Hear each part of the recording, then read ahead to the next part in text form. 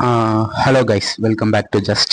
நம்ம ஜஸ்ட் மெட் மிஷனில் கெமிக்கல் பாண்டிங் பார்த்துட்டு இருக்கோம். ஸோ கெமிக்கல் பாண்டிங்கில் லாஸ்ட் ஒன் பார்ட்டில் வந்து கடைசி பார்ட்டில் என்ன பார்த்தோம்னா கோவலண்ட் பாண்ட் அந்த இது வரைக்கும் பார்த்தோம். அயானிக் பாண்ட் ஃபுல்லாக கம்ப்ளீட் பண்ணியாச்சு. ஸோ அயானிக் பாண்டில் நான் வந்து ஒரு 2 டைப் ஆஃப் கொஷின்ஸ் வந்து கொஞ்சம் கேட்டிருந்தாங்க. நான் அது போன கிளாஸில் சொல்ல மறந்துட்டேன். ஸோ அதுலேருந்து ஃபஸ்ட்டு நம்ம ஆரம்பிக்கலாம். ஸோ ஃபஸ்ட்டு இது வந்து ஒரு ஹைட்ரேஷன் எனர்ஜி பேஸ் பண்ண கொஸ்டின். அடுத்து வந்து சாலிபிலிட்டி பேஸ் பண்ண ஒரு கொஸ்டின் இருக்கு. ஓகே, ஃபர்ஸ்ட் இந்த ஹைட்ரேஷன் எனர்ஜி பேஸ் பண்ண கொஸ்டினை பார்த்துருவோம். ஓகே, இப்போ இதில் வந்து ஹைட்ரேஷன் எனர்ஜி ஆர்டர் கேட்டிருக்காங்க. Hydration energy order is inversely proportional to size. இங்கே பார்த்தோமா? ஸோ எப்படின்னா, இப்போ ஒரு கண்டெய்னர் எடுத்துக்கோங்க.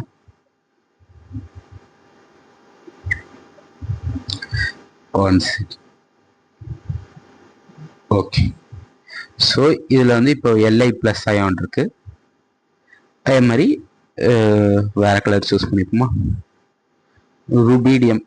ருபீடியம் அயான் வந்து லித்தியமோட பெருசாக இருக்கும். ஏன்னா கீழே போக போக டாப் டு பாட்டம் போக போக சைஸ் வந்து குறையும் இல்லையா?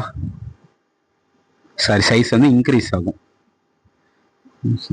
பீரியாடிக் டேபிளில் குரூப் அலாங் தி குரூப் கீழே இருந்து மேலே இருந்து கீழே போகும்போது சைஸ் வந்து இன்க்ரீஸ் ஆகிட்டே போகும் இல்லையா? ஓகே, இது வந்து ஆர்பி பாசிட்டிவ், கொஞ்சம் பெரிய சைஸ் ஆட்டம், அது வந்து கொஞ்சம் சின்ன சைஸ். ஸோ இப்போ வாட்டர் மாலிகுல்ஸ் வந்து இதை வந்து அட்ராக்ட் பண்ணும். ஆக்சிஜனோட லோன் பேர் வந்து வாட்டர்ல உள்ள ஆக்சிஜனோட லோன் பேர் வந்து இப்படி இந்த பாசிட்டிவ் சார்ஜ் கிட்ட நோக்கி அட்ராக்ட் ஆகும். Electrostatic force of attraction, van der Waals force, அந்த மாதிரி தான். ஸோ இது வந்து சைஸ் வந்து சின்னதாக இருக்கிறதுனால இதை சுற்றி எக்கச்சக்க வாட்டர் மாலிகுல்ஸ் வந்து இப்படி சரௌண்ட் பண்ணி நிற்க வந்து ஸ்பேஸ் இருக்கும். அதே மாதிரி அது ஒரு காரணம். இப்படி எக்கச்சக்கமான வாட்டர் மாலிகுல்ஸ் வந்து அதை சுற்றி வர்றதுக்கு கேப், நிறைய ஸ்பேஸ் இருக்கும்.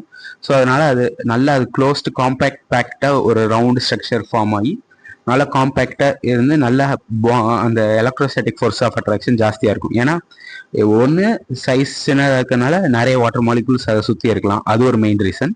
செகண்ட் ரீசன் என்னன்னா high charge density.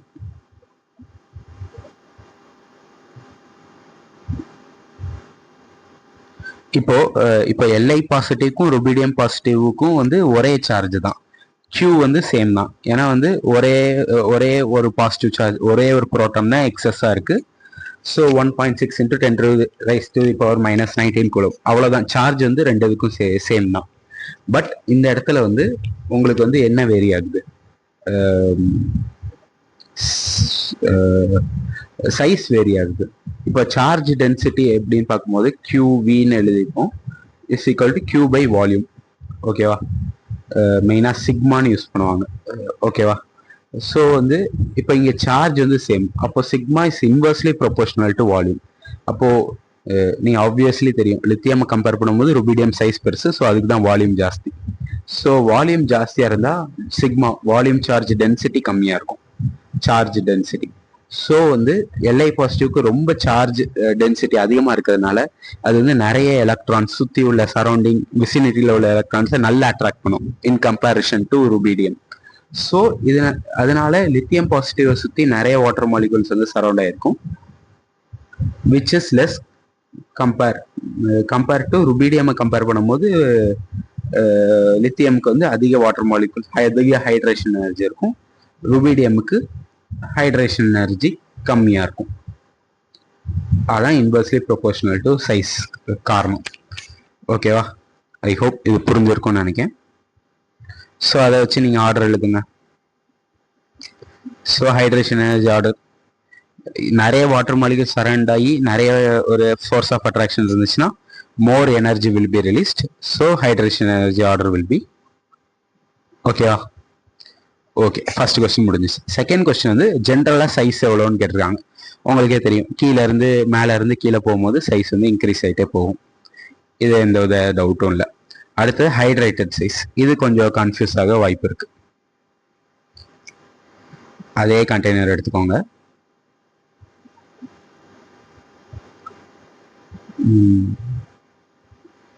Li positive, இதை சுத்தி வாட்டர் இருக்கு.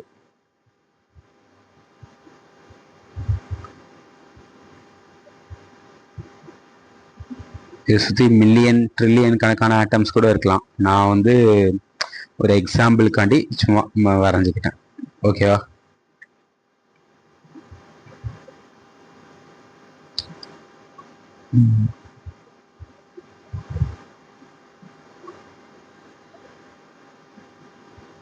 ஓகேவா?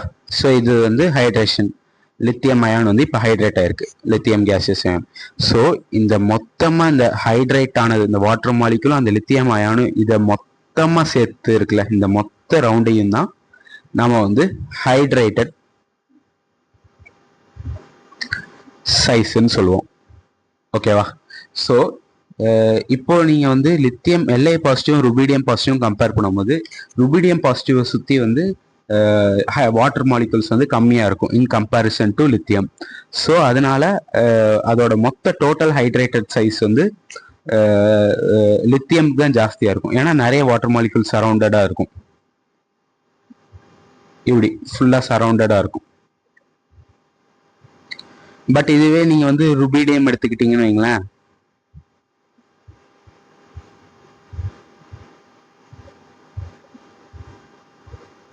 சைஸ் பெருசு, வாட்டர் மாலிகுல்ஸும் ரொம்ப கம்மியாக தான் இருக்கும். லித்தியம் கம்பேர் பண்ண அளவுக்கு இதுக்கு இருக்காது. ஸோ அதனால இதோட ஹைட்ரேட்டட் சைஸ் டோட்டல், இந்த ஹைட்ரேஷன் மொத்தமாக வாட்டர் மாலிகுல் சரௌண்ட் ஆகி சென்டரில் ருபீடியம் இருக்கிற அந்த சைஸை வந்து நம்ம வந்து ஹைட்ரேட்டட் சைஸ்ன்னு சொல்லுவோம். அது வந்து ருபீடியமுக்கு கம்மியாக இருக்கும் இன் கம்பேரிசன் டு லித்தியம். ஓகேவா? ஸோ ஹைட்ரேட்டட் சைஸ் ஆர்டர் வந்து ஓகேவா? ஸோ அடுத்தது வந்து அயானிக் மொபிலிட்டி. அயானிக் மொபிலிட்டி இப்போ இது எப்படின்னா, அதே ஒரு கண்டெய்னர் எடுத்துக்கோங்க.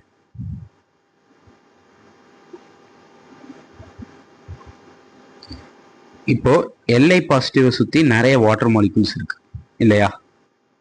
நான் வாட்டர் மாலிகுலை சும்மா டாட் மாதிரி ரெப்ரசென்ட் பண்றேன்.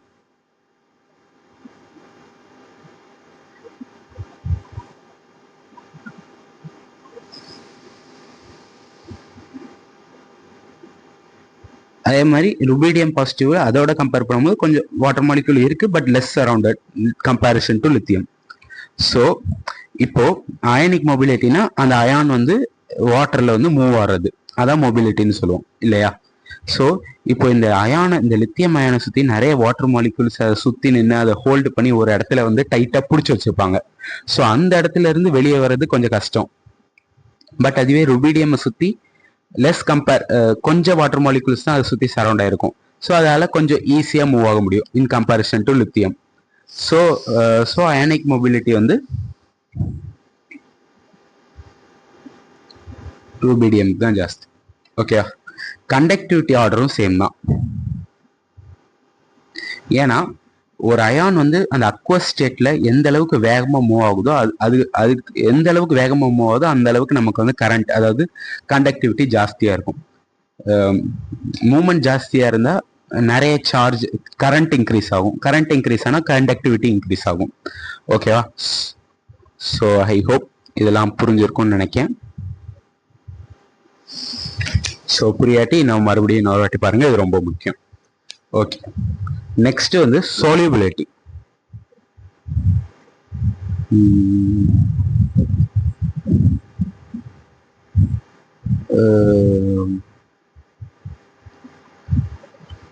Once again,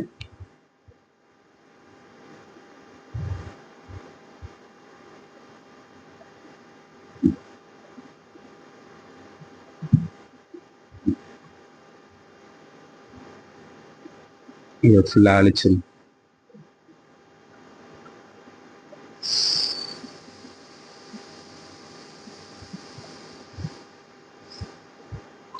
ஓகே, இதுவும் வந்து அயானிக் காம்பவுண்ட் அதில் தான் வரும். அது ஒன்றும் பிரச்சனை இல்லை. இருந்தாலும்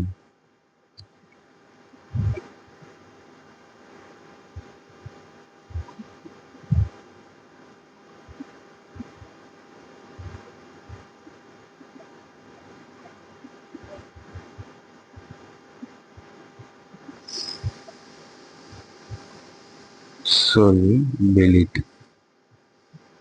ஓகே.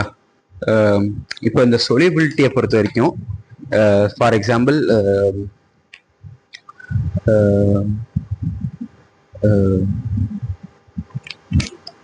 ஒரு செகண்ட் டாபிக் வேணா எழுதிடுறேன்.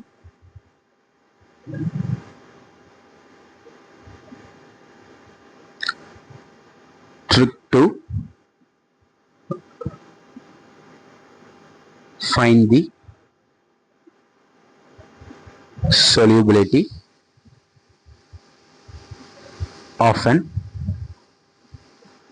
ionic compound. ionic compound na already தெரியும், NaCl, MgCl2, barium chloride, BaCO3, இந்த மாதிரி ஆனயான்ஸும் கேட்டயான்ஸும் வச்சு ஃபார்ம் ஆகிறது வந்து அயனிக் காம்பவுண்ட். நம்ம ஆல்ரெடி வந்து அயனிக் காம்பவுண்ட்ல ஒரு முக்கியமான ஒரு பாயிண்ட் பார்த்தோம். எங்க இருக்கு? இந்த இருக்கு.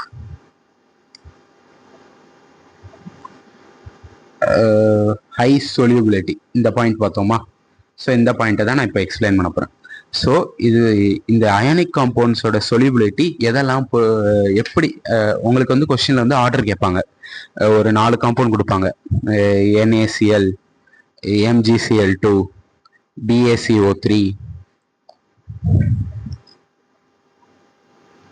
BaSO4, இந்த மாதிரி வந்து அயனிக் காம்பவுண்ட்ஸாக கொடுத்துட்டு இதில் வந்து எதுக்கு சொலியூபிலிட்டி ஜாஸ்தி அப்படின்னு சொல்லி கொஸ்டின் கேட்பாங்க. அப்போ அந்த மாதிரி கொஸ்டின் கேட்டால் நீங்கள் எப்படி சால்வ் பண்ணணுங்கிறதுக்கு தான் ஒரு சின்னதாக ஒரு ட்ரிக் மாதிரி பார்க்க போகிறோம். ஏன்னா இது வந்து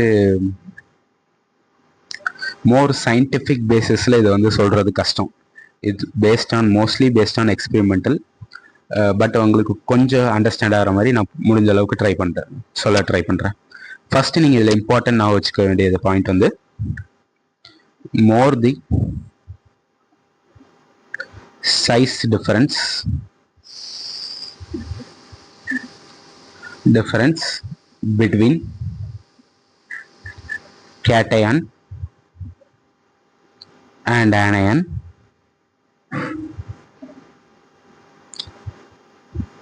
more is going to be solubility. அதாவது ஒரே ஒரு second, more is the solubility. அதாவது கேட்டையானுக்கும் அணையானுக்கும் சைஸ் டிஃபரன்ஸ் வந்து ரொம்ப ஜாஸ்தியாக இருந்துச்சுன்னா அது வந்து சொலிபிலிட்டி ரொம்ப ஜாஸ்தியாக இருக்கும். உங்களுக்கு ஆல்ரெடி தெரியும். இப்போ வந்து கேட்டையான்ஸ்க்கு ஃபார் எக்ஸாம்பிள் வந்து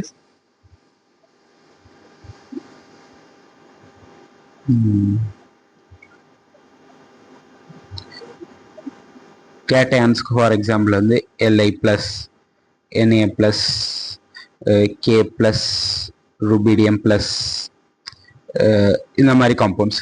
அப்போ இங்கே கீழே இருந்து மேலே இருந்து கீழே போகும்போது சைஸ் வந்து இன்க்ரீஸ் ஆகுது.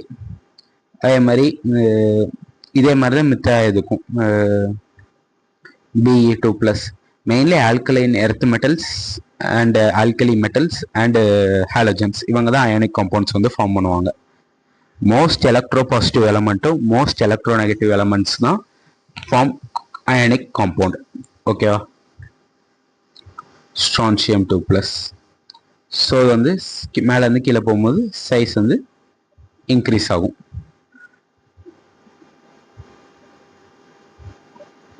ஒன் செகண்ட், இது தேவையில்லை, உங்களுக்கு ஆல்ரெடி தெரியும். இருந்தாலும் எந்த காம்பவுண்ட்ஸ், எந்த அயான்ஸ்லாம் வந்து அயனிக் காம்பவுண்ட் ஃபார்ம் ஆகும்காண்டி தான் எழுதியிருக்கேன். ஓகேவா? அயான்ஸ் வந்து உங்களுக்கு ஆல்ரெடி தெரியும், F minus, Cl minus, Br minus, I minus, இதெல்லாம் ஹாலஜன்ஸ். சைஸ் வந்து இன்க்ரீஸ் ஆகும் கீழே இருந்து மேலே போகும். ஓகேவா? இப்போ நீங்கள் இதை முக்கியமாக நான் வச்சுக்க வேண்டியது என்னன்னா, நோட் மாதிரி F minus and OH minus or small size ions. அதே மாதிரி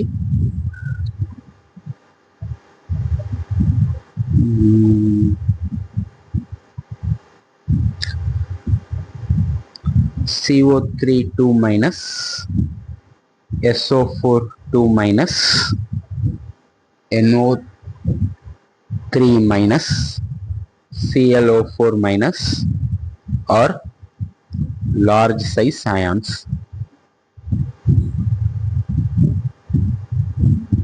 ஓகேவா? நீங்க மெயினா நான் வச்சுக்க வேண்டியது 3 பாயிண்ட் தான். மோர் த சைஸ் டிஃபரன்ஸ். கேட்டையானுக்கும் அயானுக்கும் சேம் சைஸா இருக்கக்கூடாது. அதுக்கு ரெண்டுத்துக்கும் ஒன்று ரொம்ப சின்னதா இருக்கணும், இன்னொன்று ரொம்ப பெருசா இருக்கணும். அப்படி இருந்தா அதோட சொலிபிலிட்டி வந்து ரொம்ப ஜாஸ்தி. அதுல வந்து நீங்க இம்பார்ட்டண்டா மெயினா வந்து அயனிக் காம்பவுண்ட்ஸ் வந்து ஹாலஜன்ஸ் வச்சு ஃபார்ம் ஆகும். அதே மாதிரி இந்த மாதிரி OH minus CO3 2 minus SO4 2 minus NO3 minus ClO4 minus இதெல்லாம் வச்சு தான் மேக்ஸிமம் அயனிக் காம்பவுண்ட்ஸ் வந்து நம்ம எர்த்தில் ப்ரெசென்ட் ஆயிருக்கும். ஸோ இதில் வந்து F மைனஸும் OH மைனஸும் வந்து ஸ்மால் சைஸ் அயான்ஸ். இதை நான் நான் வச்சுக்கணும். அதே மாதிரி CO3 2 minus SO4 2 minus NO3 minus இதெல்லாம் வந்து லார்ஜ் சைஸ் அயான்ஸ். ஓகேவா? இது நான் வச்சுக்கிட்டா போதும். நீங்கள் வந்து சொலிபிலிட்டி இதுக்கு உங்களை அண்டர்ஸ்டாண்ட் பண்ணுறதுக்கு எப்படி வந்து சைஸ் டிஃப்ரென்ஸ் ஜாஸ்தியாக இருந்தால் அது சொல்கிறதுக்கு நான் வந்து ஒரு எக்ஸ்பிளனேஷன் தரேன். ஸோ ஃபார் எக்ஸாம்பிள் இப்போ எப்படி தரலாம்னா, இப்போ வந்து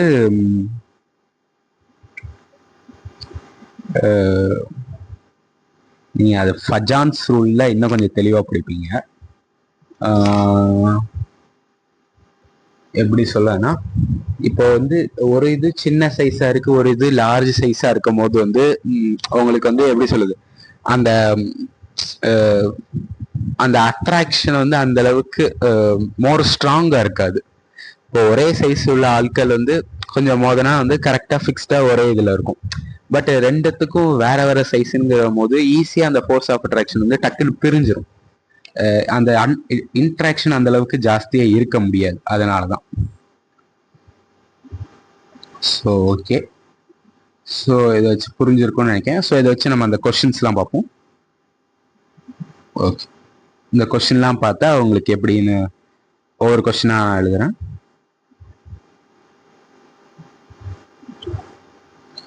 based on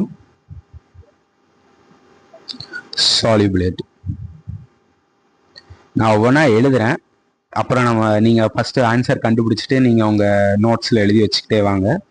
ஸோ அதில் வந்து எது கரெக்டு, நீங்கள் நான் சொல்கிற ஆர்டர் வந்து கரெக்டாக இருந்தால் நீங்கள் டிக் பண்ணிக்கோங்க. ஓகேவா? ஃபஸ்ட்டு கொஸ்டின் வந்து LAF, NAF, KF, RBF. இதில் வந்து சொலிபிலிட்டி ஆர்டர் எழுதணும். செகண்ட் கொஸ்டின் வந்து BOH twice, MgOH twice, CaOH twice, அடுத்தது SROH twice. ஓகேவா? மெயினாக பீரியாடிக் டேபிள் அந்த குரூப் இதெல்லாம் ஆர்டர்லாம் நான் வச்சுக்கோங்க, யூஸ்ஃபுல்லாக இருக்கும். நான் ஆல்ரெடி சொன்னேன்ல, பீரியாடிக் டேபிள் கண்டிப்பாக குரூப் வைஸ் படிச்சிருக்கணும். மொத்தம் 18 குரூப் இருக்கு. அந்த 18 குரூப்பையும் படிச்சு வச்சுக்கணும். லாந்தனைட்ஸ், ஆக்டினைட்ஸையும் வந்து தனியாக தெளிவாக படிச்சு வச்சுக்கணும். அப்போதான் உங்களுக்கு வந்து ஈஸியாக இருக்கும். ஓகேவா? BeCO3, MgCO3, CaCO3, SrCO3. அடுத்தது வந்து அடுத்து என்னது கொடுக்கலாம்? LIBr, NABr, KBr, RBBr, Cesium Br, Cesium bromide, அந்த மாதிரி. ஓகே, அடுத்த எக்ஸாம்பிள் என்ன கொடுக்க,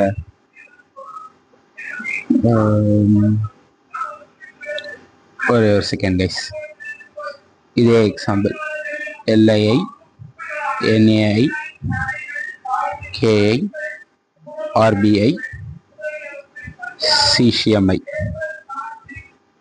இது வந்து எனக்கு ஒரு சோர்ஸ்ல இருந்து கிடைச்சிச்சு, வெளியே இருந்து தான் எடுத்தேன். இது ப்ரீவியஸ் இயர் கொஸ்டின் தான் மேக்ஸிமம், ஸோ பார்த்துக்கோங்க. LANO3 NaNO3 KNO3 RBNO3. Okay, 1 second guys.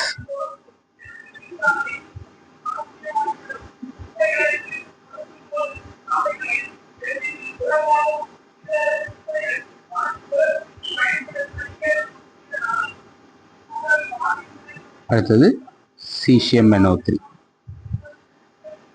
Last example LiClO4 NaClO4 KClO4 RbClO4 CsClO4. ஓகேவா? ஸோ இதுக்கு நீங்கள் வந்து சால்யூபிலிட்டி ஆர்டர் கண்டுபிடிங்க. ஓகே, கண்டுபிடிச்சிருப்பீங்க நம்புறேன். இப்போ நம்ம ஆன்சர் ஒவ்வொன்றா டிஸ்கஸ் பண்ணலாமா? ஓகே, ஃபர்ஸ்ட் வந்து LIF. இதுல வந்து ஃபர்ஸ்ட் சொன்ன பாயிண்ட் தான், more the size difference, more is going to be its solubility, directly proportional. Size difference இங்க எழுதுறேன்.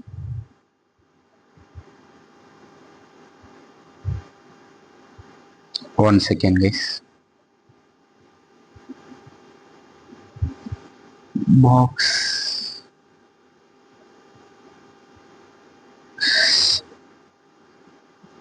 solubility. இது வந்து சேஞ்சுக்கு சிம்பிள் டெல்டான்னு யூஸ் பண்ணுவாங்களா, அது உங்களுக்கு தெரியும் நம்புறேன். 1 செகண்ட் கைஸ், மொபைல் சார்ஜ் போயிடுச்சு, இந்த ஒரே ஒரு செகண்ட்.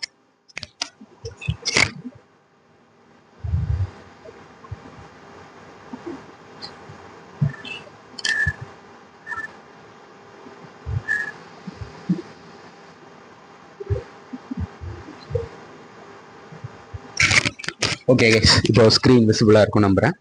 ஸோ வந்து சார்ஜ் கம்மியாக இருந்துச்சு. ஓகே, ஸோ இப்போ வந்து சைஸ் டிஃப்ரென்ஸுக்கு வந்து இந்த டெல்டா சைஸ்னா, டெல்டாங்கிறது சேஞ்சுன்னு சொல்லி கிரீக் சிம்பிளில் யூஸ் பண்ணுவாங்க, அதான் வேற எதுவும் இல்லை. ஸோ ஓகே, இப்போ ஃபர்ஸ்ட் இதுக்கு சொலிபிலிட்டி ஆர்டர் கண்டுபிடிங்க. ஸோ சைஸ் டிஃப்ரென்ஸ் ஜாஸ்தியாக இருந்தால் சொலிபிலிட்டி கம்மியாக இருக்கும். நம்ம ஆல்ரெடி என்ன பார்த்தோம், F மைனஸ் வந்து ஸ்மால் சைஸ் அயான். ஓகேவா? இந்த இப்போ வந்து இப்போ ஆனையான விட்டுருங்க, எல்லா இடத்துலையும் ஆனையான் சேம் தான். F மைனஸ் வந்து ஸ்மால் சைஸ், இது வந்து ஸ்மால் சைஸை SSன்னு சொல்லிக்கிறேன்.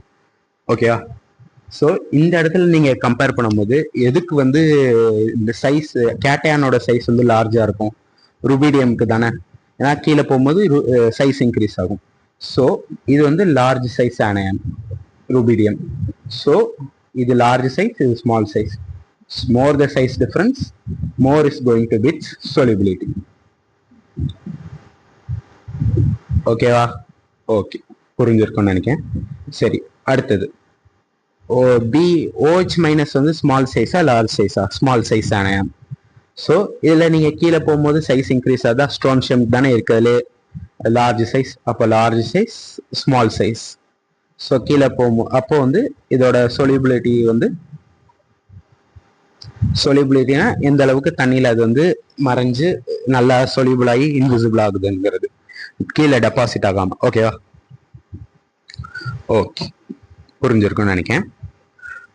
அடுத்த எக்ஸாம்பிள் வந்து BeCO3. இது C பார்ப்போமா? இப்போ CO3 என்னது? Large size anion. அப்போ இதுக்கு வந்து கேட்டையான் வந்து ஸ்மால் சைஸா இருந்தாதான் சொலிபிலிட்டி வந்து ஜாஸ்தியா இருக்கும். பட் ஸ்ட்ரான்ஷியம் என்னது? இதுவும் லார்ஜ் சைஸ். ஸோ இதுக்கு வந்து இந்த large size cation, large size ஆனையானுக்கு வந்து சொலிபிலிட்டி கம்மியா இருக்கும். ஸோ இது வந்து ஸ்மால் சைஸ், இது வந்து large size. So more the size difference, more is going to be solubility.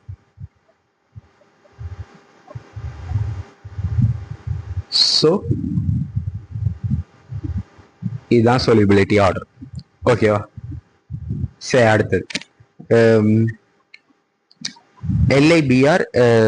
ஒரு இது இது புரிஞ்சிருச்சுன்னு நினைக்கிறேன். இது ரெண்டு லார்ஜ் சைஸ். ஓகே, இப்போ சப்போஸ் வந்து உங்களுக்கு வந்து சொலிபிலிட்டி கேட்காம இதுல எது வந்து சீக்கிரம் டெபாசிட் ஆகும் பாட்டம்ல அப்படின்னு கேட்டாங்கன்னா, நீங்க அப்ப ஆன்சர் பண்ண வேண்டியது ஆன்சர் வந்து SRO3 தான் சீக்கிரம் டெபாசிட் ஆகும். ஏன்னா சொலிபிலிட்டினா டக்குன்னு டெபாசிட் ஆகாம கரைஞ்சு போறது. பட் வந்து சொலிபிலிட்டினா தண்ணி கூட அப்படியே கரைஞ்சு போறது. அதான் சொலிபிலிட்டி. ஓகேவா? ஸோ ஐ ஹோப் அது புரிஞ்சிருக்கும்னு நினைக்கிறேன். Okay, 1 second guys. இந்த டாபிக் வந்து ஆக்சுவலி என்சிஆர்டில கிடையாது, நான் அது வந்து வேற ஒரு வெப்சைட்ல இருந்து எடுத்து. ஓகே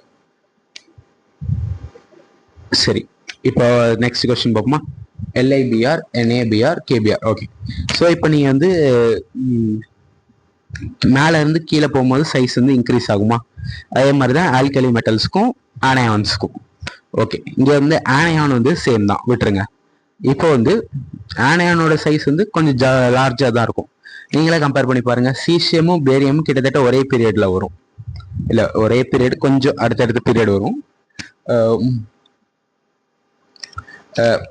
நீங்க கம்பேர் பண்ணி பாருங்க. இந்த பீரியாடிக் டேபிள் எடுக்குமா?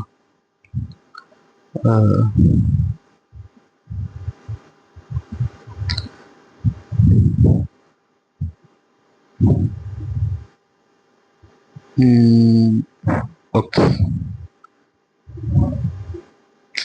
பாருங்களேன். சீசியமும் சீசியம் வந்து புரோமினோட லார்ஜ் சைஸ் தான், ஒத்துக்கிறேன். பட் வந்து அது வந்து புரோமின் ஆனயம், ஸோ அதோட சைஸ் கொஞ்சம் ஜாஸ்தியாக தான் இருக்கும். பட் புரோமின் வந்து புரோமின் அயோடின்லாம் வந்து கொஞ்சம் லார்ஜ் சைஸ் ஆனயன்ஸ் தான். ஏன்னா வந்து கீழே போகும்போது சைஸ் இன்க்ரீஸ் ஆகும், நீ கீழே போகும்போது சைஸ் இன்க்ரீஸ் ஆகும்.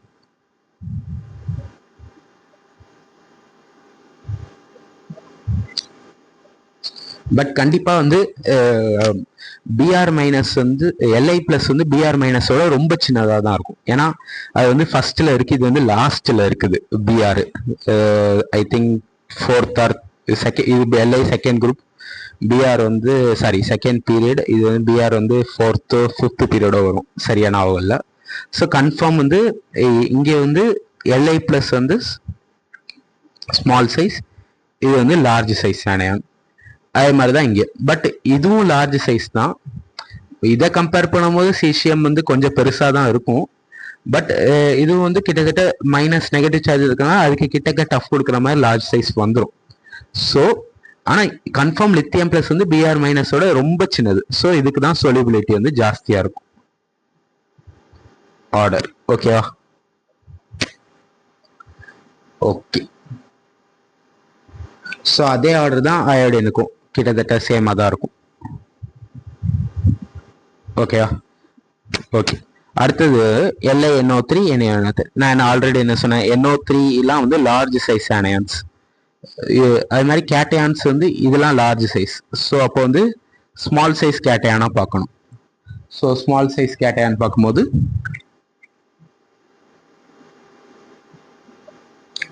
So this is the solubility order. So இதுவும் அதே மாதிரி தான். ClO4 மைனஸ் வந்து லார்ஜ் சைஸ் ஆனயான். ஓகேவா? So this is going to be solubility trick.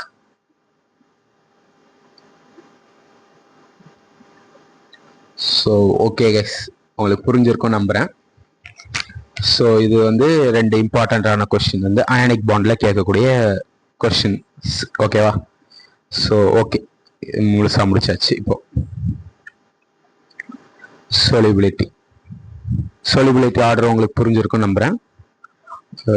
Okay, இன்னொன்று வந்து கோவலன் பாண்ட்ல நான் இன்னொன்று ஒரே ஒரு இது மட்டும் சொல்லிக்கிறேன். இந்த மாதிரி லூயிஸ் ஸ்ட்ரக்சர் இருக்குல்ல, டாட் ஸ்ட்ரக்சர், அது வந்து ஆனயான்ஸ்க்கு எப்படி வரையணும் அப்படின்னு சொல்லிட்டு அது நம்ம லாஸ்ட் லெக்சர்ல ஃபுல்லா வந்து நியூட்ரல் மாலிகுல்ஸ் வச்சே பார்த்துட்டோம். ஸோ ஆனயான்ஸுக்கு எப்படி கண்டுபிடிக்கிறதுன்னு மட்டும் பார்க்கலாம், அது மட்டும் நான் இப்போ சொல்லிடுறேன். 8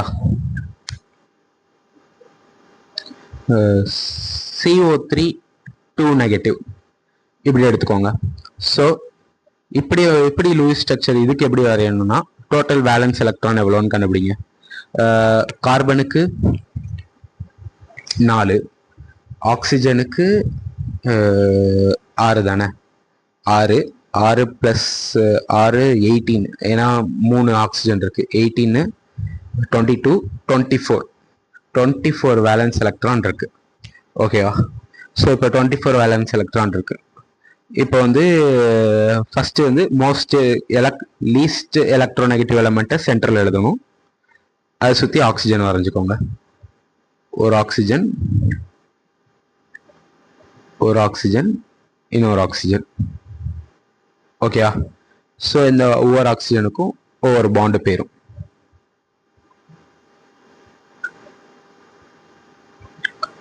ஓகேவா?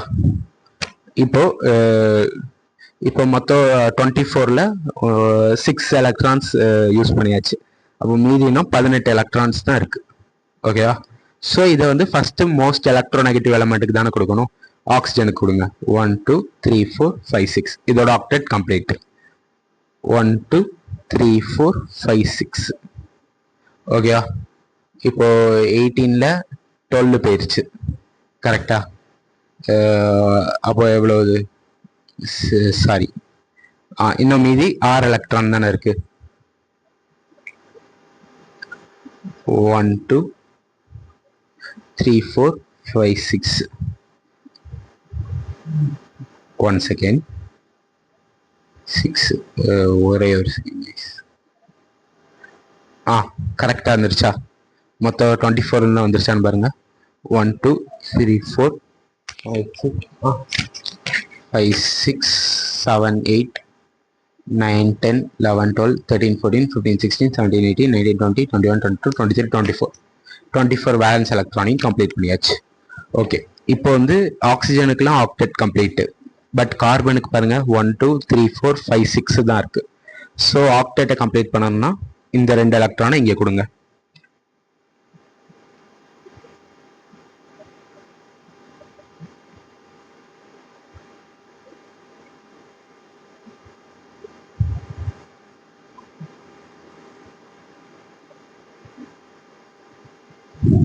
ஓகேவா?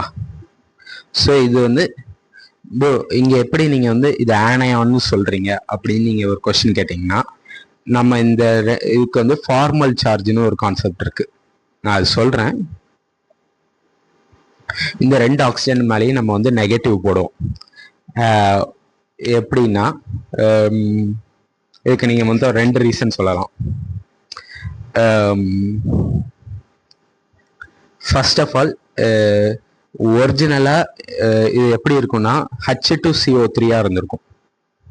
H2CO3 வந்து 2 H+ வந்து லூஸ் பண்ணி CO3 2 நெகட்டிவா மாறி இருக்கும். ஸோ இப்போ இந்த 2 H+ எப்படி போயிருக்கும்னா,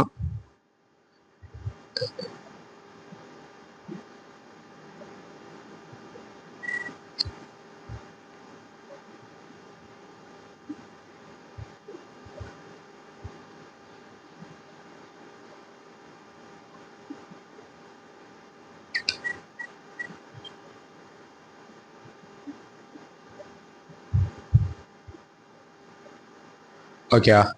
ஸோ இது வந்து இந்த ஹைட்ரஜன்லாம் வந்து அசிடிக்குன்பாங்க. ஏன்னா வந்து இதெல்லாம் வந்து ஈஸியாக ரிமூவ் ஆகக்கூடியது. ஸோ இது வந்து ஒரு கான்ஜுகேட்டட் சிஸ்டம் ஒரு ரெசனன்ஸ் ஸ்ட்ரக்சர்பாங்க. ஸோ ஒரு கட்டத்தில் என்ன பண்ணுவோம்னா, இந்த ஆக்சிஜனும் வந்து இந்த ஹைட்ரஜன் அயானை வந்து இந்த ஹைட்ரஜன்ல உள்ள எலக்ட்ரானையும் சேர்த்து எடுத்துக்கிட்டு இதை வந்து வெறும் ஒரு புரோட்டானோட வெளியே தள்ளிடும். ஸோ வெளியே தள்ளிட்டு இந்த 2 எலக்ட்ரானும் வந்து ஆக்சிஜனுக்கு வந்து லோன் பேரா போய் சிட்டுவேட் ஆயிரும். அப்போ இதுல வந்து ஒரு எலக்ட்ரான் எக்ஸஸா வந்ததுனால நம்ம இதை வந்து நெகட்டிவ்னு சொல்லி ரெப்ரசன்ட் பண்ணுவாங்க. ஆர் அதர்வைஸ் நெகட்டிவ் இதை இன்னொரு மாதிரியே எப்படி ரெப்ரசன்ட் பண்ணுவாங்கன்னா, இன்னொரு மாதிரி எப்படி சொல்லுவாங்கன்னா, 1 2 3 4 5 6 7. இதுக்கு வந்து ஃபார்மல் சார்ஜ்னு ஒரு கான்செப்ட் இருக்கு.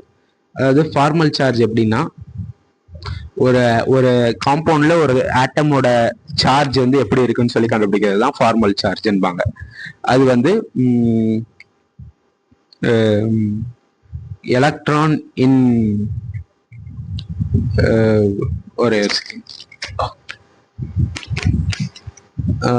Electron in non bonded state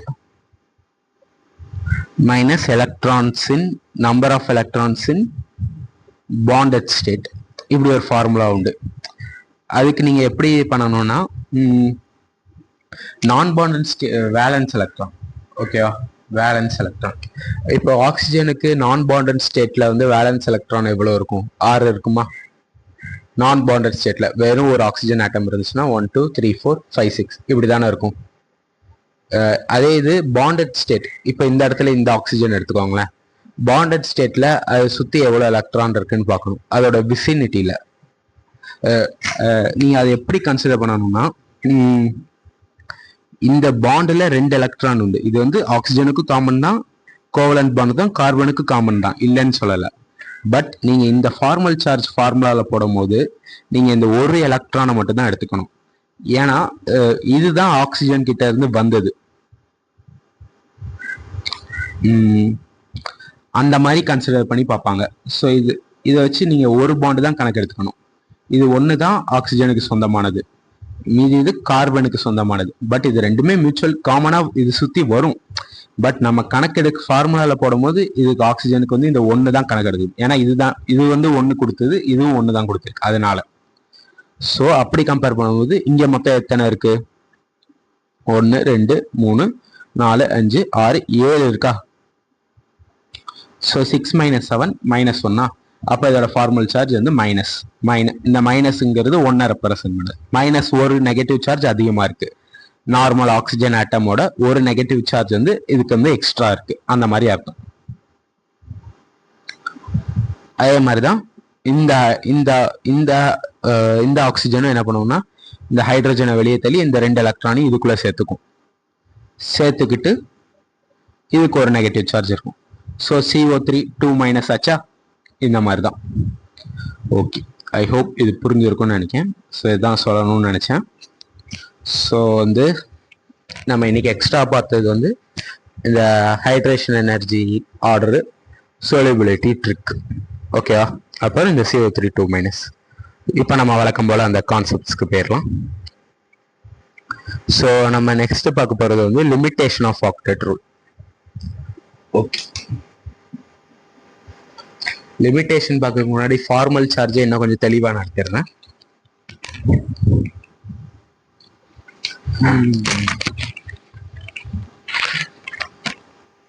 ஒரே ஒரு செகண்ட்.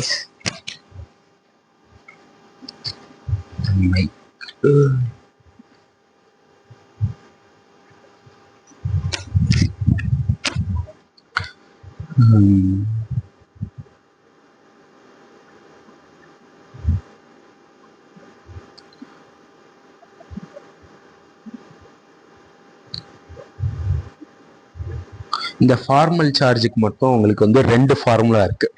ஒரு ஃபார்முலா வந்து NCERT-ல கொடுத்தது, இன்னொரு ஃபார்முலா வந்து இப்போ நான் கிரியேட் பண்ணி கொடுத்தது.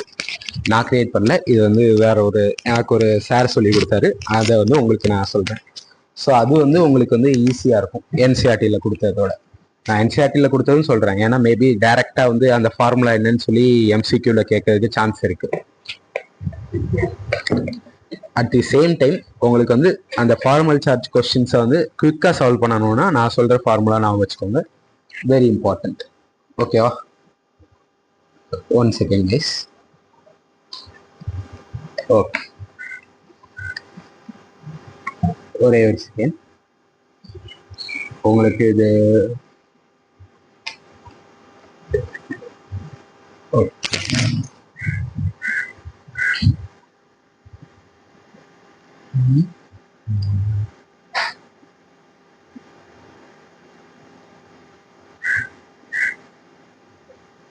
ஃபார்மல் சார்ஜை எஃப்சின்னு சொல்லி டினோட் பண்ணிக்கிறேன். FC = total number of electrons in the free atom. ஒரு second, sorry,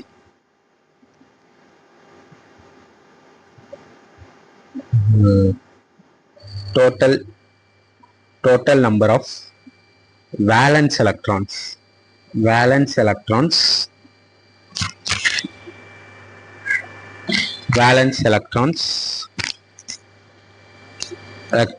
in the free atom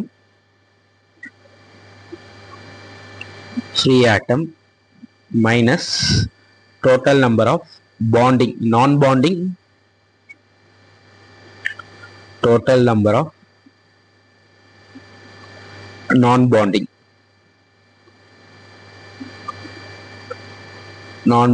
அதாவது லோன் பேர்னு சொன்னேன் இல்லையா, lone pair electrons அது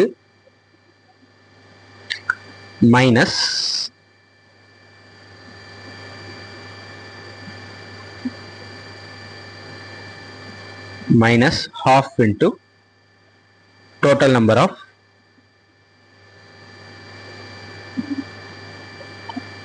one second guys,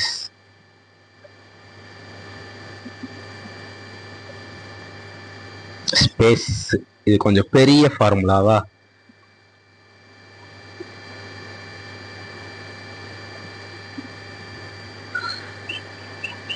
இது இவ்வளோத்தையும் நீங்கள் ஞாபகம் வச்சுக்கிறதுக்கு கொஞ்சம் கஷ்டமாக இருக்கும், ஒத்துக்கிறேன்.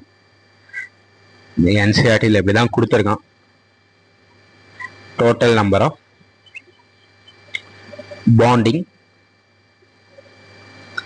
பாண்டிங்னா ஷேர்டு தானே பாண்டிங்னு சொல்லுவோம், மீதி இதை தனியாக இருக்கிறத லோன் பேர்னு சொல்லுவோமா.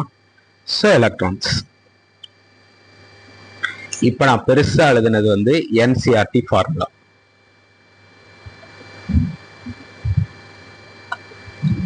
ஓகேவா? ஆர் அதர்வைஸ் நீங்கள் நான் சொல்கிற சிம்பிள் ஃபார்முலா இதையும் யூஸ் பண்ணிக்கலாம். Formal charge is equal to number of valence electron in free state. Free ஸ்டேட்னா அந்த ஆட்டம் மட்டும் தனியாக எந்த ஒரு மாலிகுலும் காம்பவுண்டு ஃபார்மாக இருக்கும் போது எவ்வளோ வேலன்ஸ் எலக்ட்ரான் இருக்கும், அந்த free state minus number of electrons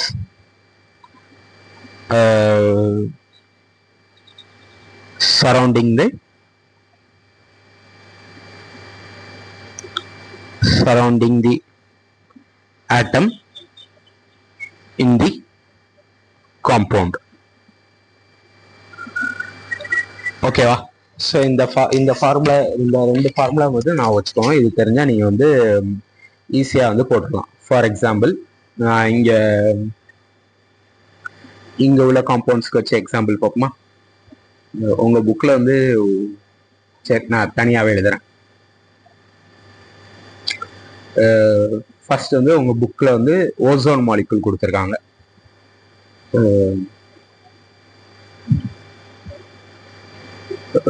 first வந்து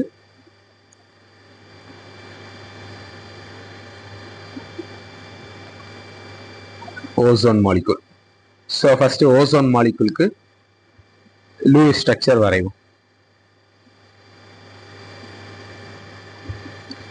ஓகேவா?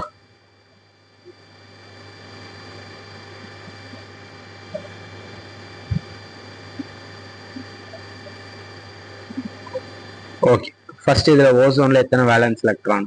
18. Total valence electron is equal to 18. அதில் 1 முடிஞ்சிருச்சு, 2 முடிஞ்சிருச்சு, 4 முடிஞ்சிருச்சா? ஒரு பாண்ட் ஃபர்ஸ்ட் எடுத்துட்டு தானே பார்க்கணும். அடுத்தது வந்து மோஸ்ட் எலக்ட்ரான், இல்லை எல்லாத்துக்குமே எலக்ட்ரானிக் சேம் தான். ஸோ இதுக்கு 4 கொடுக்கலாம், பிரச்சனை இல்லை. நான் இதுக்கு கொடுக்குறேன் 5, 6. இதுக்கு ஆக்டெட் கம்ப்ளீட்டு. மொத்தம் எத்தனை முடிஞ்சிருக்கு? 10 எலக்ட்ரான்ஸ் முடிஞ்சிருக்கு, மீதி 8 இருக்கு. ஓகே, இப்போ மொத்தம் 18 எலக்ட்ரானும் முடிஞ்சிருச்சா? ஓகே, ஸோ இதுக்கு எல்லாத்தையும் இந்த ஆக்சிஜனுக்கும் வந்து ஆக்டெட் வந்து கம்ப்ளீட். பட் இதுக்கு 1 2 3 4 5 6 ஆக்டெட் வந்து நாட் கம்ப்ளீட் இல்லையா? ஆக்டெட் நாட் கம்ப்ளீட்னா என்ன செய்யணும்? ஆக்டெட்டை கம்ப்ளீட் பண்ணி விட்டுறணும். ஸோ ஆக்டெட்டை வந்து இப்போ கம்ப்ளீட் பண்ணி விட்டுறணும். ஸோ இப்போ எப்படி பண்ணலான்னு பார்ப்போமா? One second. ஸோ இதில் மொத்தம் 6 எலக்ட்ரான் இருக்கு. ஸோ இதை தூக்கி இங்கே கொடுங்க.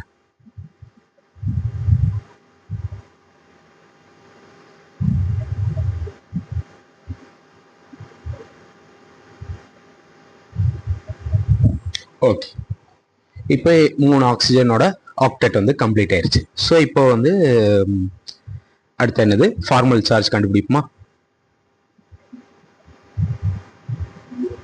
ஓகே, இந்த ஆக்சிஜனோட ஃபார்மல் சார்ஜ் எவ்வளோன்னு கண்டுபிடிங்க. நான் சொன்ன செகண்ட் ஃபார்முலால இருந்து அப்ளை பண்ணுவோம். நான் பாண்டட் ஸ்டேட்ல ஆக்சிஜனுக்கு 6, இங்கே பாண்டட் ஸ்டேட்ல எவ்வளோ இருக்கு? 1 2 3 4 5 6. ஒரு பாண்ட்ல 1 தான் கணக்கு எடுத்துக்கணும், நான் சொன்னேன் இல்லையா? அந்த மாதிரி. ஓகேவா?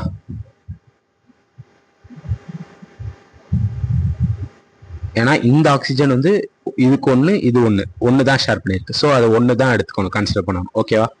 ஸோ 6 - 6 0. ஓகேவா?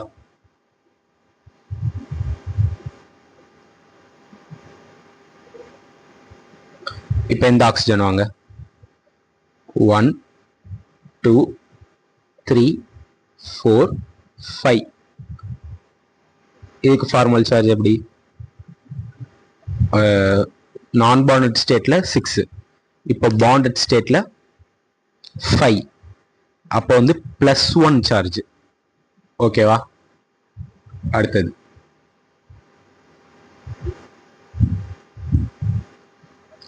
இந்த ஆக்சிஜன் வாங்க.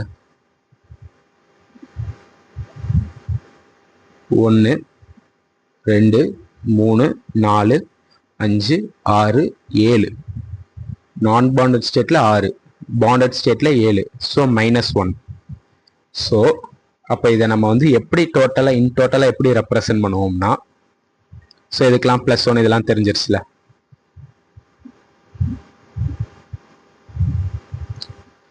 இன் டோட்டல் இதுக்கு எப்படி நம்ம சார்ஜ் வந்து ரெப்ரசன்ட் பண்ணுவோம்னா,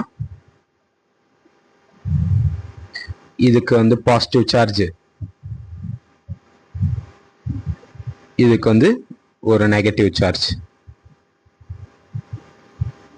இது வந்து நியூட்ரல். இந்த ஆக்சிஜன் வந்து நியூட்ரல். ஸோ இப்படிதான் நம்ம வந்து ஃபார்மல் சார்ஜ் வந்து டிட்டர்மைன் பண்ணுவோம். ஓகேவா? இதுக்கும் வேணா அந்த நான் எழுதுனது வேணா இருக்கட்டும்.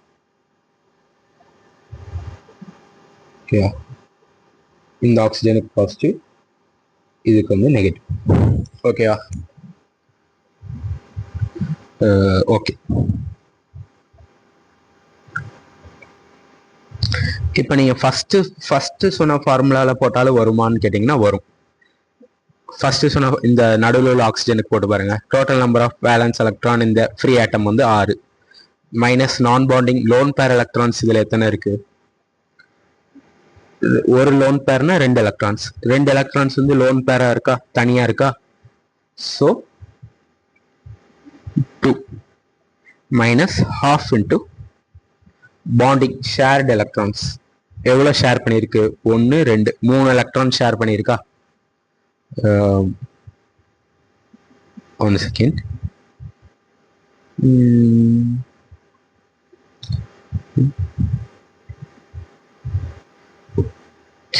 Okay okay okay okay. But நீங்க வந்து ஷேர்டு எலக்ட்ரான்ஸ் கம்பேர் பண்ணும்போது இதுவும் ஷேர் தான். ஸோ டோட்டல் வந்து 1 2 3 4 5 6ன்னு சொல்லி கன்சிடர் பண்ணுவோம். ஓகேவா? அப்படி போட்டிங்கன்னா 4 - 3 +1 வரும். ஓகேவா? ஸோ இது ரொம்ப காம்ப்ளிகேட்டடாக இருக்கும். நீங்கள் செகண்ட் இது நான் வச்சுக்கிட்டிங்கன்னா ஈஸியாக போட்டுருலாம். ஸோ மேக்ஸிமம் செகண்ட் இது நான் வச்சுக்க ட்ரை பண்ணுங்க. ஓகேவா? ஓகே. ஸோ இன்னொரு எக்ஸாம்பிள் கொடுக்குமா?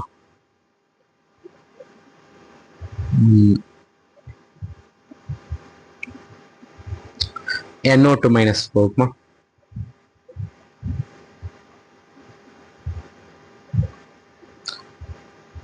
NO2- எனக்கு டோட்டல் வேலன்ஸ் எலக்ட்ரான் எத்தனை? நைட்ரஜனில் 5, ஆக்சிஜனில் 6, 12, 12 + 5 17, 18, மொத்தம் 18 வேலன்ஸ் எலக்ட்ரானா? ஓகே. லீஸ்ட் எலக்ட்ரோநெகட்டிவ் ஆட்டம் வந்து சென்டரில் ஆக்சிஜன், ஆக்சிஜன். ஓகேவா? ஓகே.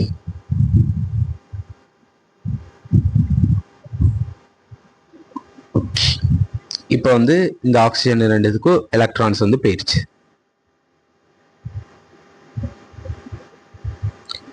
ஸோ 18ல் 4 போயிடுச்சுன்னா மீதி எவ்வளோ இருக்குது? 14 இருக்குதா? ஸோ ஃபஸ்ட்டு மோஸ்ட் எலக்ட்ரோநெகட்டிவ்க்கு கொடுங்க. 1 2 3 4 5 6, 1 2 3 4 5 6, மீதி இன்னும் 2 இருக்கும், அதை தூக்கி இங்கே கொடுத்துருங்க. ஓகே. ஸோ இப்போ இது நைட்ரோஜனுக்கு மட்டும் தானே வேலன்சி கம்ப்ளீட் ஆகலை. 1 செகண்ட். நைட்ரோஜனுக்கு மட்டும் தானே ஆக்டேட் கம்ப்ளீட் ஆகலை. ஸோ என்ன பண்ணுங்க, இதை தூக்கி கொடுங்க.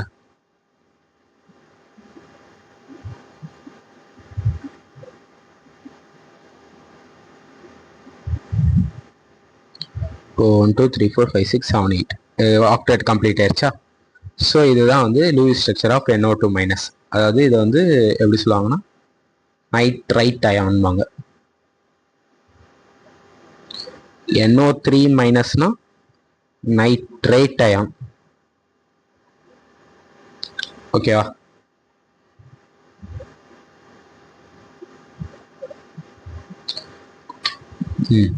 இப்போ ஃபார்மல் சார்ஜ் பார்ப்போமா? இந்த ஆக்சிஜனுக்கு ஃபார்மல் சார்ஜ் வந்து 6 - 1 2 3 4, பாண்ட் பிரேக் பண்ணுங்க. 2 3 4 5 6 0.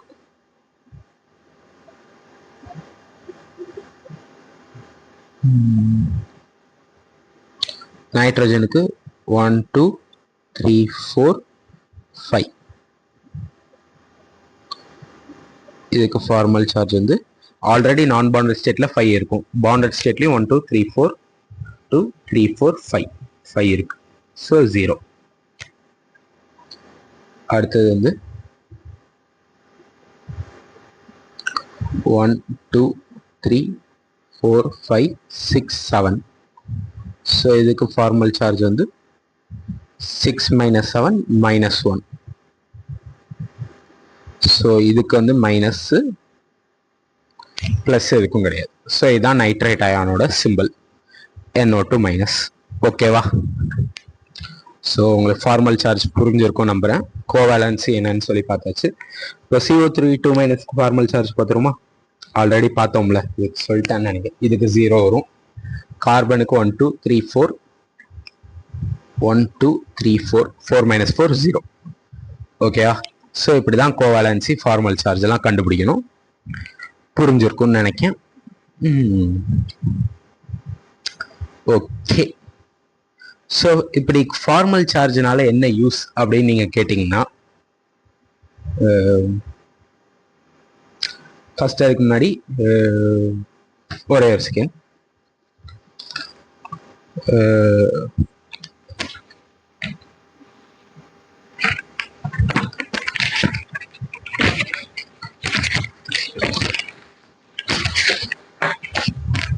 ஃபார்மல் சார்ஜ் இப்படி மைனஸ் பிளஸ் கண்டுபிடிக்கிறதுனால எப்படி என்ன எதுக்கு யூஸ் ஆகும்னு கேட்டிங்கன்னா, ரெசனன்ஸ்னு ஒன்று படித்தா உங்களுக்கு தெளிவாக புரியும். இதுங்க சொல்கிறேன். அதை ரெசனன்ஸ் எதில் வருது?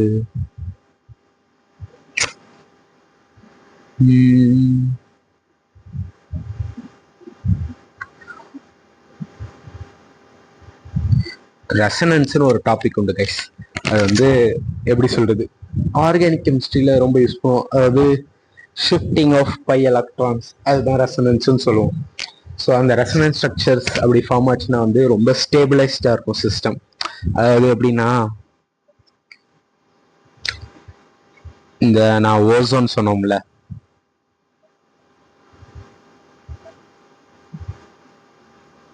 ஓசோன் இப்படி தானே இருக்குது.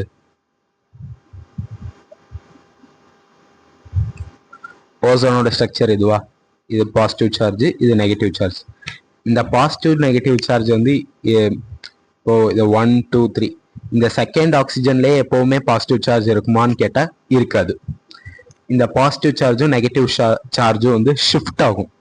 அந்த ஷிஃப்ட் ஆகுறதுக்கு பேர் தான் ரெசனன்ஸ் எஃபெக்ட்னு சொல்லுவாங்க.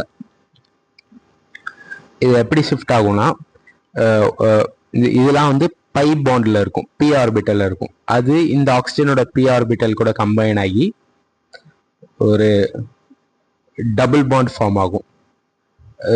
அதே சமயத்துல இந்த பாண்ட் வந்து அதே சமயத்துல உடைஞ்சு இந்த ஆக்சிஜனுக்கு போயிடும்.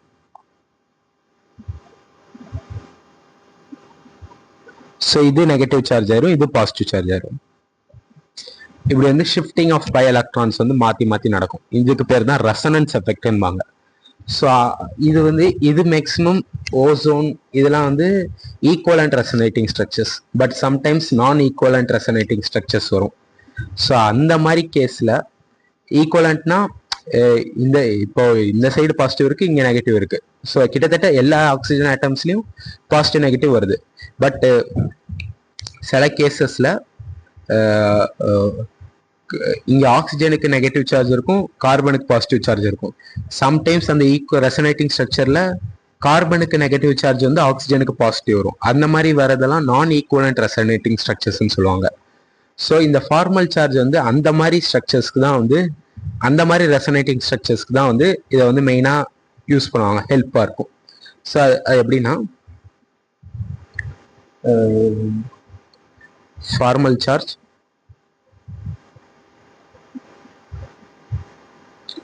helps in selection of lowest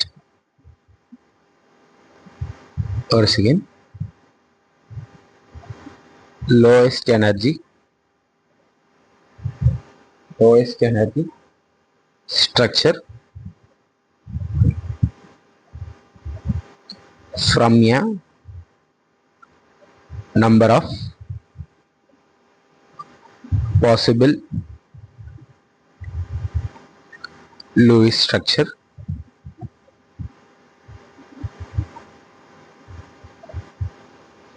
for a molecule.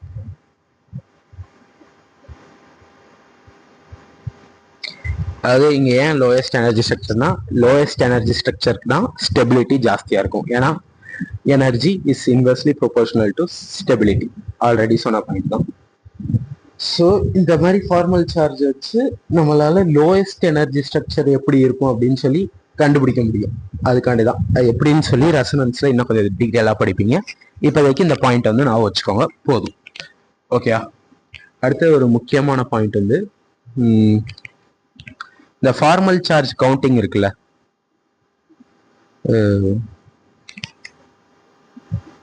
ஒரே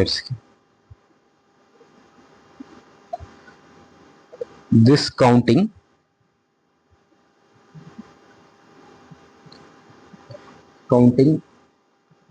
of formal charge is based on certain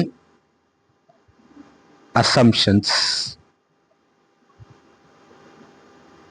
இப்படிலாம் ஒரு சில ஃபேக்டர்ஸை கன்சிடர் பண்ணி ஃபார்மல் சார்ஜை வந்து இப்படிலாம் இருக்கலாம்னு சொல்லி அசியூம் பண்ணி கால்குலேட் பண்றது தான் ஃபார்மல் சார்ஜ். அதில் ஃபர்ஸ்ட் என்னன்னா, each electron, each atom in the molecule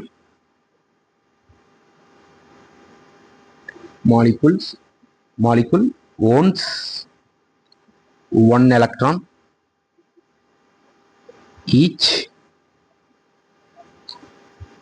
one electron of each shared pair of electron. Okay. Second point on the lone pairs are localized in the atom.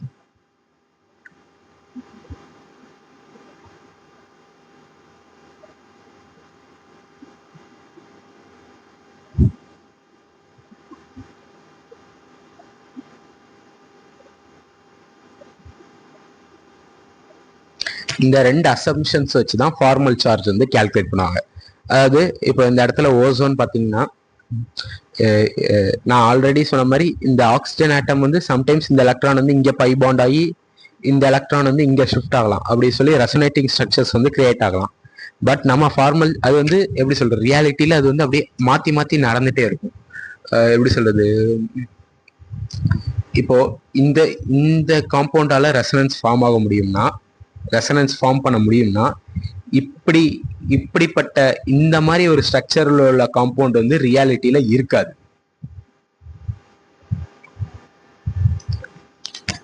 எப்படி சொல்றேன்னா, இப்போ NO2 வந்து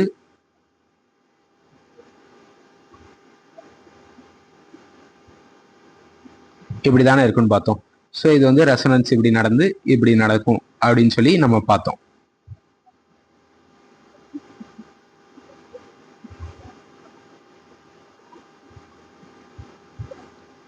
எப்படி இருக்கலாம்னு பார்த்தோம்.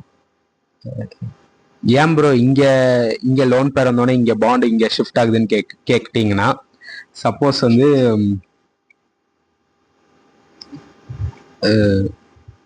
இதுவும் இப்படி இருக்கலாமே, தப்பு இல்லை அப்படின்னீங்கன்னா, இந்த இடத்துல பாருங்க 1 2 3 4 5 6 7 8 9 10 octet expanded nitrogen second group element. அதில் மேக்ஸிமம் வந்து லாஸ்ட் ஷெல்ல 8 எலக்ட்ரான் தான் ஹோல்ட் பண்ண முடியும், 10லாம் ஹோல்டு பண்ண முடியாது. அதனால தான் இந்த பாண்ட் வந்து இங்கே ஷிஃப்ட் ஆகும். ஷிஃப்டிங் ஆஃப் பை எலக்ட்ரான் சொல்லுவாங்க. இப்படி நடந்து இங்கிட்ட ஆயிரும். ஓகேவா? ஓகே. ஸோ இந்த மாதிரி வந்து நெகட்டிவ் சார்ஜ் இங்கே வரும், இங்கிட்டு போகும், அது மாதிரி இது இங்கிட்டு வரும், இது இங்கிட்டு போகும், இப்படியே நடக்கும். பட் இதே மாதிரி ஒரு ஸ்ட்ரக்சர் ஃபார்ம் ஆகி இருக்குமா அப்படின்னு கேட்டால் இருக்காது. இன் ரியாலிட்டி இந்த எலக்ட்ரான்ஸோட டிரான்ஸ்ஃபர் வந்து இப்படி இங்கிட்ட டிரான்ஸ்ஃபர் ஆகிறது இதெல்லாம் வந்து ஸ்பிளிட் செகண்ட்ஸ் 0.90009 செகண்ட்ஸ் அப்படியே ஃபாஸ்ட்டாக டிரான்ஸ்ஃபர் ஆகும். ஸோ இது ரியாலிட்டியில் இந்த இதை வந்து எப்படி இருக்கும்னா, இந்த காம்பவுண்ட் வந்து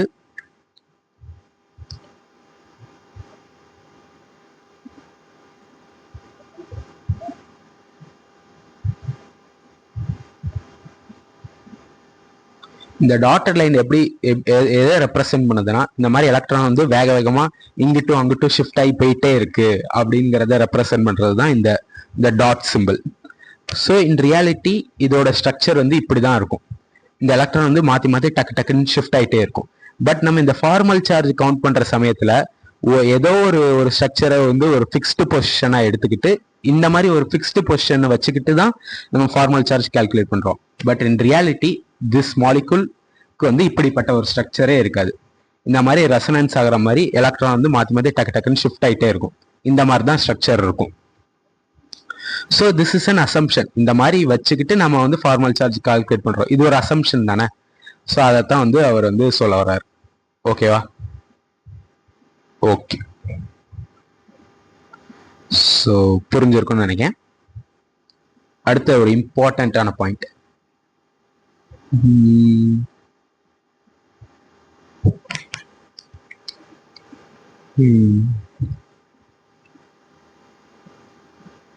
the formal charge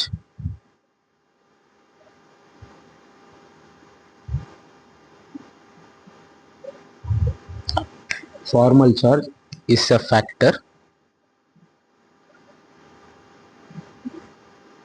based on a pure covalent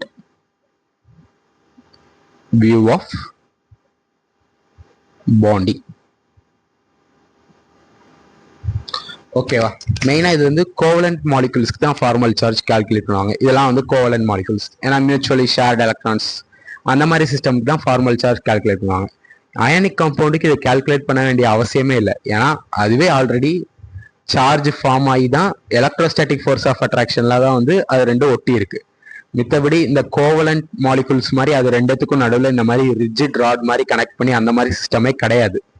அதுவே வந்து ஒரு சார்ஜ் ஃபார்ம் ஆகி ஒரு எக்ஸஸ் ஆஃப் புரோட்டான்ஸோ இல்லை எக்ஸஸ் ஆஃப் எலக்ட்ரான்ஸோ அந்த மாதிரி இருந்து ஒரு எலக்ட்ரோஸ்டாட்டிக் ஃபோர்ஸ் ஆஃப் அட்ராக்ஷன்ல அது ரெண்டும் ஒட்டிக்கிட்டு இருக்கு. ஸோ அதுக்கு வந்து நீங்கள் ஃபார்மல் சார்ஜ் கண்டுபிடிக்க வேண்டிய ஒரு இதே இருக்காது. So it is a matter of pure covalent view of bonding. ஓகேவா? ஸோ இது வந்து ப்ரீவியஸ் இயர் கொஸ்டின்ல கேட்டிருக்காங்க. ஓகேவா? So very important. ஓகேவா? இந்த பாயிண்ட்டை நான் வச்சுக்கோங்க. ஓகே, ஸோ ஐ ஹோப் இது புரிஞ்சிருக்கும்னு நினைக்கிறேன். ஸோ நெக்ஸ்ட் வந்து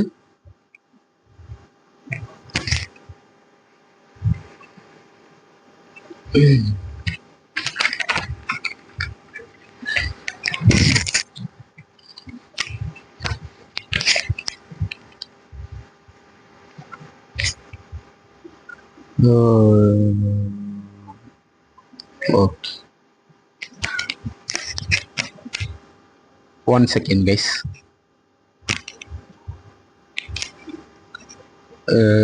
இன்னொரு பாயிண்ட் வந்து சொல்ல மறந்துட்டேன்.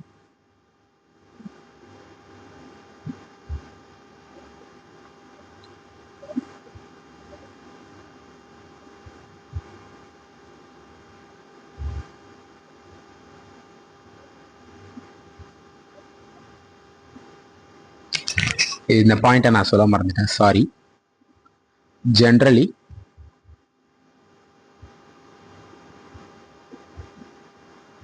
Generally the lowest energy structure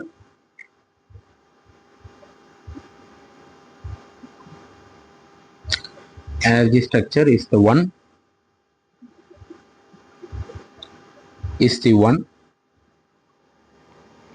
with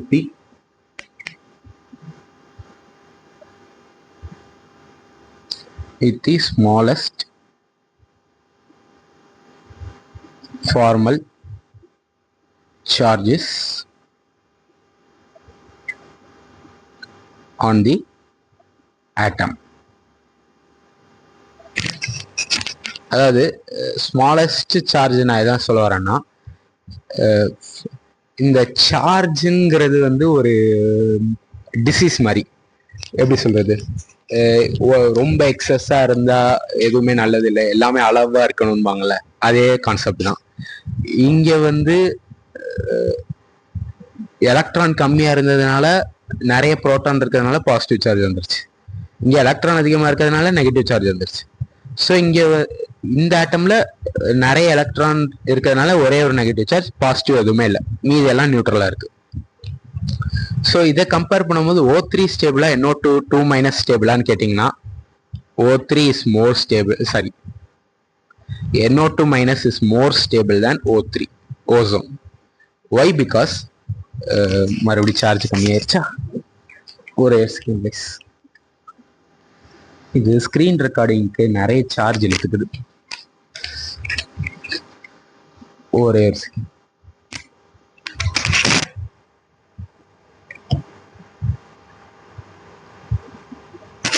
next கிளாஸ்ல இருந்து இந்த மிஸ்டேக் வராமல் பார்த்துக்கிறோம். ஓகே, இங்கே வச்சுக்கிறாமா? ஓகே,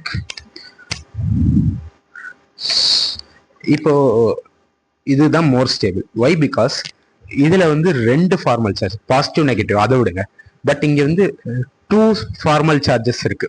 இன் டோட்டல் 2 ஃபார்மல் சார்ஜஸ் இருக்கு. இன் டோட்டல் இங்க ஒரே ஒரு ஃபார்மல் சார்ஜ் தான் இருக்கு. ஸோ வந்து எந்த அளவுக்கு சார்ஜ் வந்து கம்மியா இருக்கோ அந்த மாலிகுல்ல, அந்த அளவுக்கு வந்து அதோட ஸ்டெபிலிட்டி வந்து ஜாஸ்தியா இருக்கும். ஓகேவா?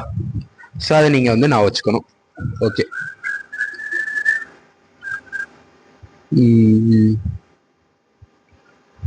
இது மட்டும் எழுதிக்கிறேன். Formal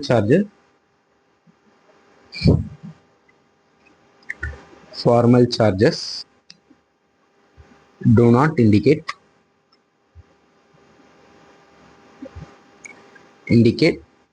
real charge separation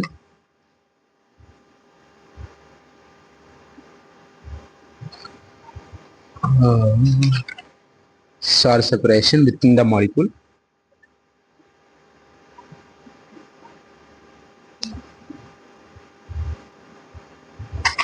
It only helps in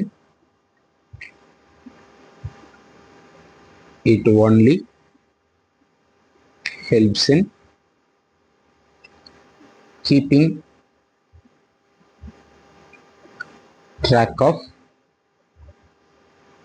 valence electron within the molecule. Okay, இப்போ அயனிக் காம்பவுண்ட்ஸ்க்குலாம் நமக்கு வந்து ரியல் சார்ஜ் செப்பரேஷன் இருக்குன்னு சொல்லலாம். ஏன்னா ப்ளஸ் சார்ஜ் மைனஸ் சார்ஜ் சேர்ந்து ஒரு கூலும்பிக் ஃபோர்ஸில் தான் ஒன்றா இருக்குது. பட் இந்த மாதிரி கோவலண்ட் மாலிகுல்ஸ் அந்த மாதிரி சார்ஜ் வச்சு செப்பரேஷன்லாம் இல்லை. ஜஸ்ட் அந்த வேலன்ஸ் எலக்ட்ரான்னால இங்கே கொஞ்சம் எக்ஸஸாக இருக்குது, இது கம்மியாக இருக்குது, ஜாஸ்தியாக இருக்குது, அதை வச்சு சொல்கிறது தான் ஃபார்மல் சார்ஜ். ஓகேவா? ஸோ ஓகே, ஃபார்மல் சார்ஜ் உங்களுக்கு புரிஞ்சிருக்கும் நம்புகிறேன். ஸோ நெக்ஸ்ட் வந்து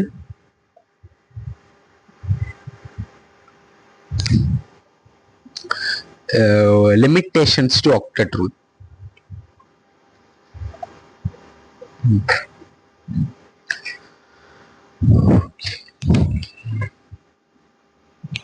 ஒரே ஒரு செகண்ட் கைஸ்.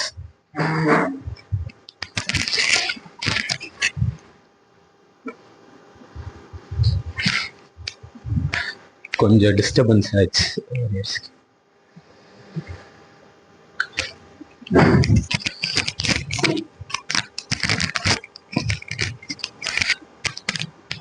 அது மாதிரி நான் இன்னொன்று கேட்கணும்னு நினச்சேன் உங்ககிட்ட.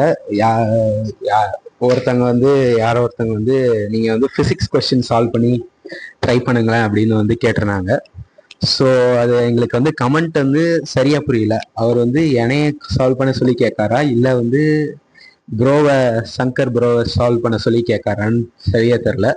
ஸோ நீங்கள் முடிஞ்ச அளவுக்கு ரிப்ளை பண்ணுங்கள். மேக்ஸிமம் வந்து என்னோட அவர் தான் ஃபிசிக்ஸ் நல்லா சால்வ் பண்ணுவார். ஸோ என்னோட அவர் தான் ஃபிசிக்ஸில் மார்க்கும் கூட நீட்டில். ஸோ வந்து ஐ திங்க் அவர் சம் சால்வ் பண்ணால் பெட்டராக இருக்கும் என்னோட. எனக்கும் தெரியும், ஓரளவுக்கு தெரியும், பண்ணுவேன். பட் வந்து நீங்கள் யார் பண்ணணும்னு சொன்னீங்கன்னா தெளிவாக இருக்கும். நாங்களே பிளான் வச்சுருக்கோம், ஒரு பிப்ரவரி மாதத்துலேருந்து 2 பேரும் சேர்ந்து மாற்றி சால்வ் பண்ணலான்ட்டு. இப்போ காலேஜ் கொஞ்சம் ஸ்டார்ட் ஆனதுனால கொஞ்சம் டைட்டாக போகுது ஷெடியூல். ஸோ முடிஞ்சால் ட்ரை பண்ணுறோம். இல்லாட்டி நீங்களே ஓனாக சம் சால்வ் பண்ணுங்க. எங்களை நம்பி கொஸ்டின் ப்ராக்டிஸ்க்கு மட்டும் எங்களை நம்பி இருக்காதீங்க. ஏன்னா வந்து எங்களால் கண்டென்ட் ஒழுங்காக கொடுக்க முடியும், பட் வந்து கொஸ்டின் சால்விங் வந்து உங்கள் கையில் தான் இருக்குது. ஸோ முடிஞ்ச அளவுக்கு நாங்களும் பிப்ரவரிக்கு அப்புறம் வந்து போர்ஷன் முடிச்சிட்டோம்னா கொஸ்டின் சால்விங் எடுத்துகிட்டு வரோம். பட் நீங்கள் அது வரைக்கும் வெயிட் பண்ணக்கூடாது. நீங்கள் எப்போவுமே நாங்கள் சாப்டர் நடத்த கொஸ்டின் சால்வ் பண்ணணும். உங்களுக்கு அதில் ஏதாவது டவுட் இருந்துச்சுன்னா நாங்கள் ஒரு வாட்ஸ்அப் சேனல் வச்சுருக்கோம். அந்த சேனலில் வந்து நீங்கள் ஜாயின் பண்ணிக்கோங்க. அதில் ஜாயின் பண்ணி உங்களுக்கு என்ன டவுட் இருந்தாலும் அதில் கேளுங்க, நாங்கள் ரிப்ளை பண்ணுவோம். இல்லாட்டி அதில் ஜாயின் பண்ணுங்கள், நாங்கள் எங்கள் நம்பர் கூட தரோம், நீங்கள் எங்களுக்கு பர்சனலாக கூட ஃபோன் பண்ணி கேட்டுக்கலாம், ஒன்றும் பிரச்சனை இல்லை. ஓகேவா?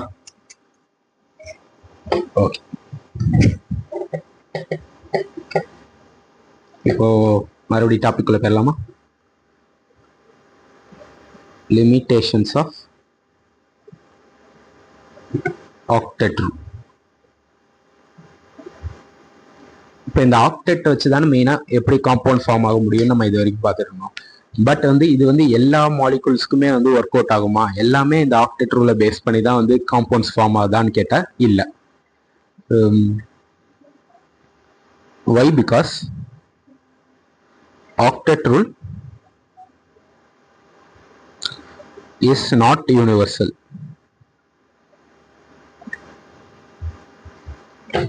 And applies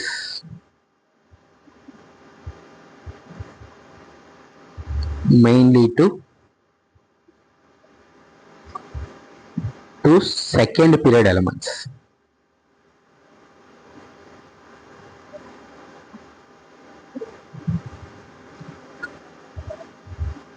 And for the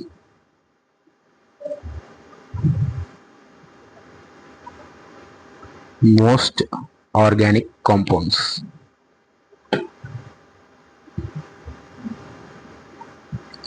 அதாவது இந்த ஆக்டெட் ரூல் வந்து மோஸ்ட்லி வந்து செகண்ட் பீரியட் எலிமெண்ட்ஸ்க்கு தான் வந்து வேலிட் ஆகும். ஏன்னா வந்து செகண்ட் பீரியட் எலிமெண்ட்ஸ்ல தான் மேக்ஸிமம் அதோட அவுட்டர் ஷெல்ல வந்து 6 எலக்ட்ரான்ஸ் தான் மேக்ஸிமம் அதால ஹோல்டு பண்ணி வச்சுக்க முடியும். இதுவே நீங்க வந்து அடுத்த தேர்ட் பீரியட், ஃபோர்த் பீரியட்லாம் போகும்போது டி ஆர்பிட்டல் இன்வால்வ் ஆகும். ஸோ வந்து அதை வந்து எலக்ட்ரான்ஸ் வந்து இன்னும் கொஞ்சம் எக்ஸஸாக வச்சுக்கலாம். அதுக்கு பேர் வந்து எக்ஸ்பேண்டர் ஆக்டெட்லாம் சொல்லுவாங்க. எலக்ட்ரான்ஸ் வந்து எக்ஸஸாக நிறைய வச்சுக்க முடியும். பட் செகண்ட் பீரியட் இதெல்லாம் கன்சிடர் பண்ணிங்கன்னா மேக்ஸிமம் வந்து அதில் வந்து செகண்ட் ஷெல்ல மொத்தம் எஸ் ஆர்பிட்டல்ல 2 எலக்ட்ரான், பி ஒன்று இருக்கு, அதில் 6 எலக்ட்ரான், மொத்தமாக இன் டோட்டல் 8 தான் வச்சுக்க முடியும். பட் இதுவே அதனாலதான் நோபல் கேஸஸ் எண்டில் வந்து 8 எலக்ட்ரான் வந்து ஃபுல்ஃபில்டு கான்ஃபிகரேஷன்ல இருக்கிறதுனால ஸ்டேபிளா இருக்கு. செகண்ட் பீரியட் அதெல்லாம் வந்து செகண்ட் பீரியட் எலமெண்ட்ஸ்ல அந்த 8 எலக்ட்ரான் கெயின் பண்ணி நியானோட கான்ஃபிகரேஷன் அடைய ட்ரை பண்ணும். ஸோ அதனால ஸ்டெபிலிட்டி இன்க்ரீஸ் ஆகும். பட் இதுவே நீங்க தேர்ட் பீரியட் எலமெண்ட் போக போக தேர்ட் பீரியட்ல எஸ் இருக்கும், பி இருக்கும், அடுத்து டி இருக்கும். இதுல 2, இதுல 6, இதுல 10, மொத்தம் 18 எலக்ட்ரானை ஸ்டோர் பண்ண முடியும். ஸோ இதை வந்து அதாவது ஆக்டெட்டை வந்து எக்ஸ்பேண்ட் பண்ணும். ஏன்னா டி ஆர்பிட்டல் இருக்கிறதுனால அதில் இன்னும் கொஞ்சம் எலக்ட்ரான்ஸ் வந்து அந்த ஆட்டமால ஹோல்டு பண்ணி வச்சுக்க முடியும். ஸோ வந்து it is not a universal property. Some second period காம்பவுண்ட்ஸ்க்கும், ஏன்னா ஆர்கானிக் காம்பவுண்ட்ஸும் மோஸ்ட்லி வந்து செகண்ட் பீரியட் எலமெண்ட்ஸ் வச்சு தான் ஃபார்ம் ஆனதாக இருக்கும். ஸோ அதனால தான் இந்த ஆக்டெட் ரூல் வந்து செகண்ட் பீரியட் எலமெண்ட்ஸ்க்கும் ஆர்கானிக் காம்பவுண்ட்ஸ்க்கு மட்டும் தான் யூஸ்ஃபுல்லாக இருக்கும். ஓகேவா? ஸோ அது மெயின்லி அதுக்காண்டி தான். ஸோ இதோட ஃபர்ஸ்ட் இதில் உள்ள எக்ஸப்ஷன் லிமிட்டேஷன்ஸ்லாம் பார்த்துருவோம். ஃபர்ஸ்ட் இது வந்து இன்கம்ப்ளீட். செகண்ட் பீரியட்லேயே சில இதுக்கு எக்ஸப்ஷன் இருக்கு. Incomplete octet of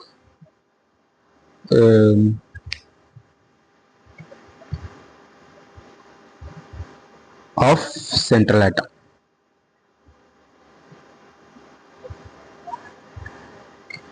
Elements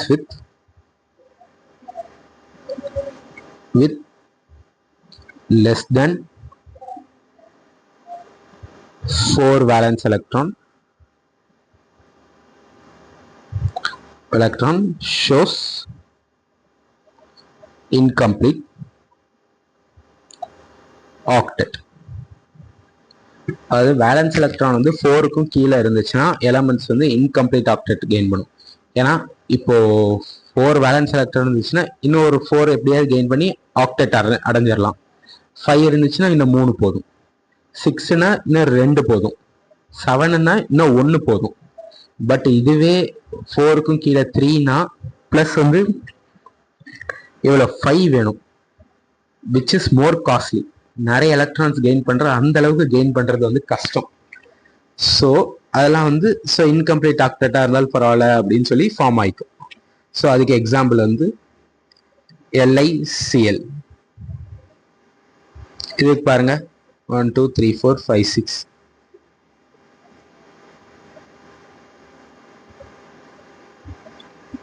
குளோரினுக்கு octet complete, but லித்தியமுக்கு not complete.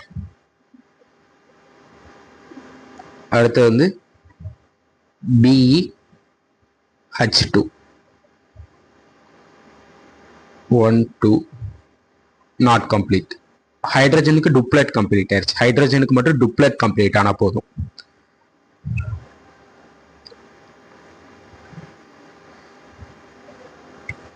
BF3 BCl3 etcetera போரானோட compounds. இதுக்கெல்லாம் வந்து இன்கம்ப்ளீட் ஆக்டெட் தான். ஏன்னா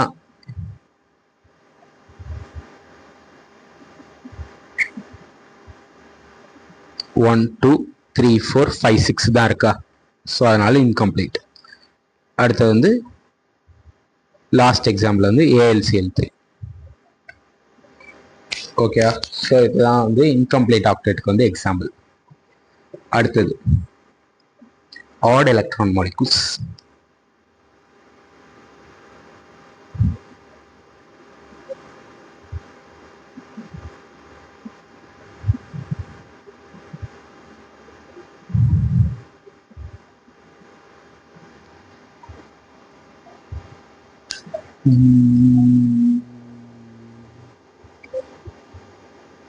ஆட் எலக்ட்ரான் மாலிகுல்ஸ்க்கு ஆக்டெட் வந்து சாட்டிஸ்ஃபை ஆகாது.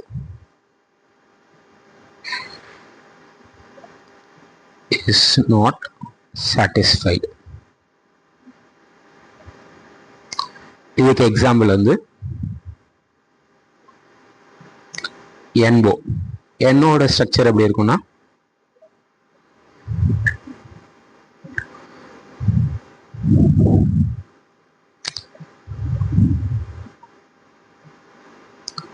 நைட்ரஜனுக்கு 5, ஆக்சிஜனுக்கு 6, 6 + 5 11 வருமா? 11 11ல் 2 இங்கே போயிடுச்சு. 2 இங்கே போயிடுச்சுன்னா 9, 9ல் 6. அப்போ இன்னும் மீதி 3 இருக்கா? மீதி 3 நைட்ரஜன் தான் கொடுத்தாகணும், வேற வழி இல்லை. ஸோ இதோட நைட்ரஜனோட ஆக்டெட் கம்ப்ளீட்டாக 1 2 3 4 5 கம்ப்ளீட் ஆகலை. ஸோ நீங்கள் என்ன பண்ணுங்க, இதை கொடுத்து பாருங்க.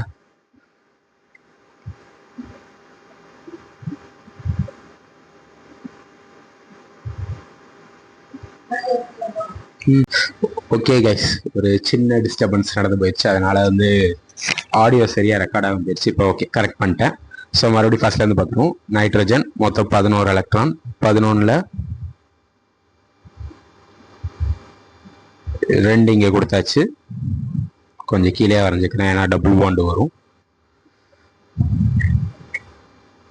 2 கொடுத்தாச்சு. மீதி 6 இங்கே கொடுத்தா ஆக்சிஜனுக்கு ஆக்டெட் கம்ப்ளீட்டு. நைட்ரஜனுக்கு மீதி 3, 11 எலக்ட்ரான் கம்ப்ளீட் ஆயிடுச்சு. ஸோ இப்போ மறுபடியும் இதை தூக்கி இங்கிட்டு கொடுங்க.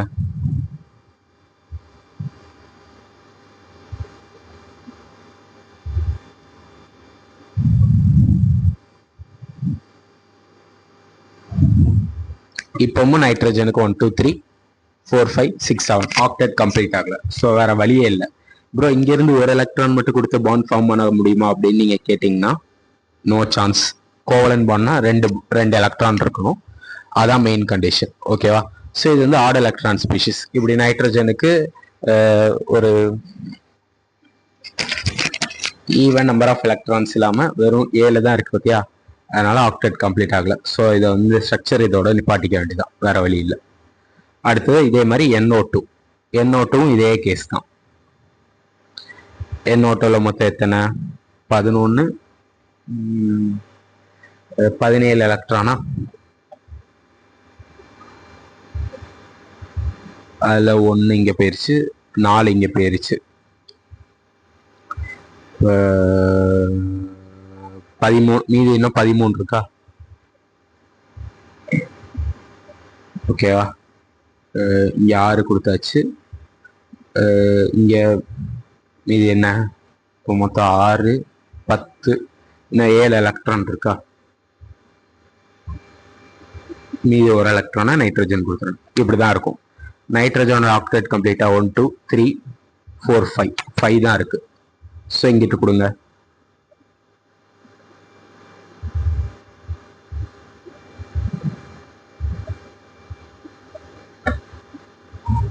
இப்போ ஆக்டெட் கம்ப்ளீட்டான்னு பாருங்க. 1 2 3 4 5 6 7 இருக்கு.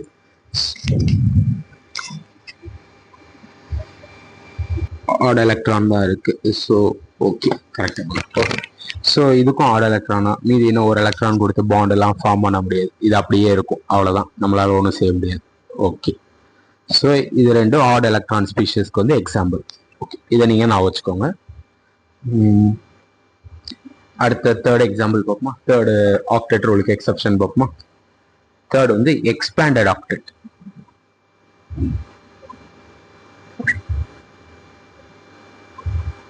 The expanded octet elements from third period onwards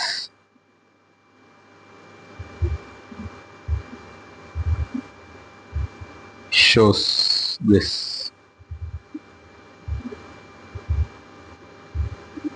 Because of the presence of d orbital available for bonding.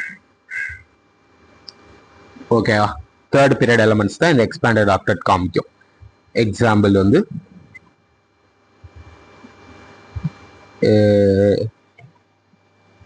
Okay, 3 example என்சிஆர்டியில் கொடுத்துருக்காங்க.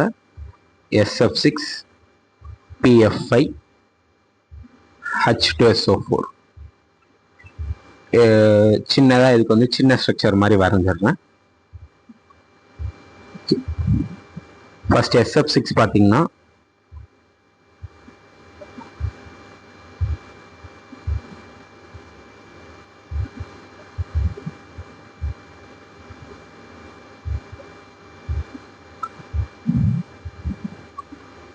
ஒன்று, 2, 3, 4, 5, 6, 7, 8. ஓகே, அதாவது இப்போ SF6 பார்த்தீங்கன்னா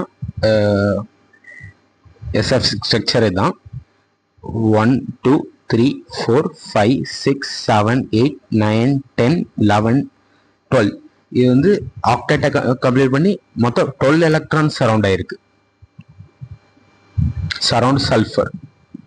ஸோ இது வந்து எக்ஸ்பேண்டட் ஆக்டேட் தானே, 18 தாண்டி இருக்கு. அதே மாதிரி PF5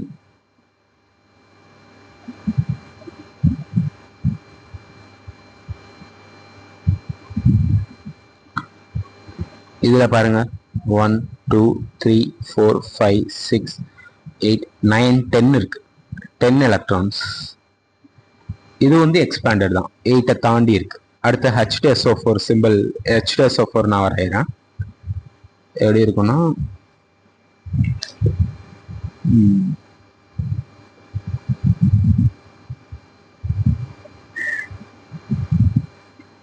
இதுல சல்ஃபரை சுத்தி பாருங்க 1, 2, 3, 4, 5, 6, 7, 8, 9, 10, 11, 12 எலக்ட்ரான். ஸோ இதுவும் வந்து எக்ஸ்பேண்டட் ஆக்சைடு கான்ஃபிகரேஷன் தான். ஓகேவா? ஸோ ஐ ஹோப் இதெல்லாம் புரிஞ்சிருக்கும்னு நினைக்கிறேன். ஸோ நெக்ஸ்ட் நம்ம பார்க்க போகிறது வந்து இதெல்லாம் வந்து லிமிடேஷன்ஸ் டு ஆக்டேட்டை தாண்டி incomplete octet or electron, the expanded octet. அதுக்கெல்லாம் எக்ஸாம்பிள்ஸ் இதெல்லாம் நான் வச்சுக்கோங்க, வெரி இம்பார்ட்டன்ட். ஓகேவா? ஸோ ஓகே, நெக்ஸ்ட் வந்து கோஆர்டினேட் பாண்ட் இருக்கு. ஸோ நான் அந்த ஸ்லைடை மட்டும் முன்னாடி வச்சுட்டேன்.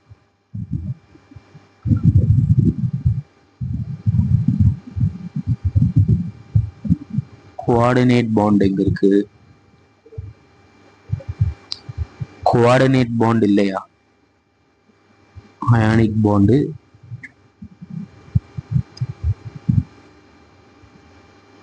கோவலண்ட்,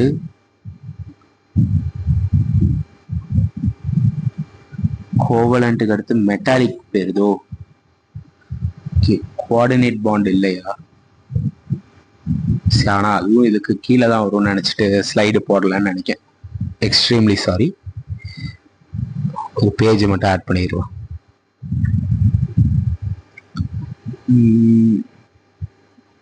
ஒரு செகண்ட்.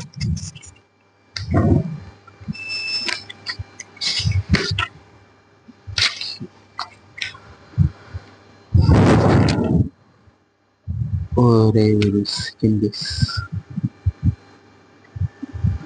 ஒரு பேஜ் போதும்னு நினைக்கிறேன். எக்ஸ்ட்ரானா வேணா ஆட் பண்ணிக்கலாம், ஒன்றும் பிரச்சனை இல்லை.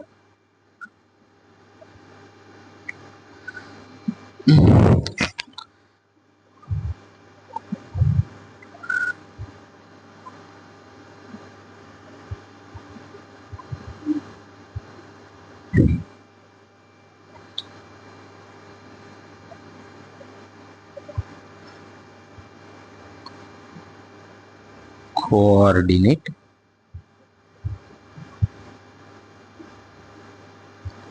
Okay.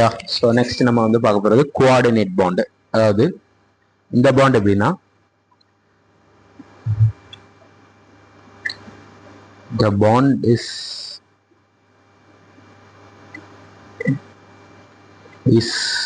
formed between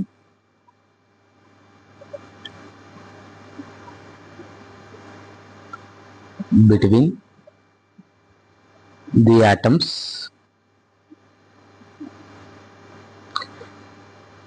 in which contribution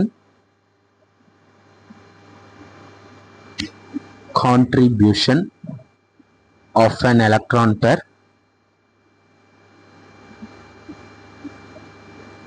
electron pair is made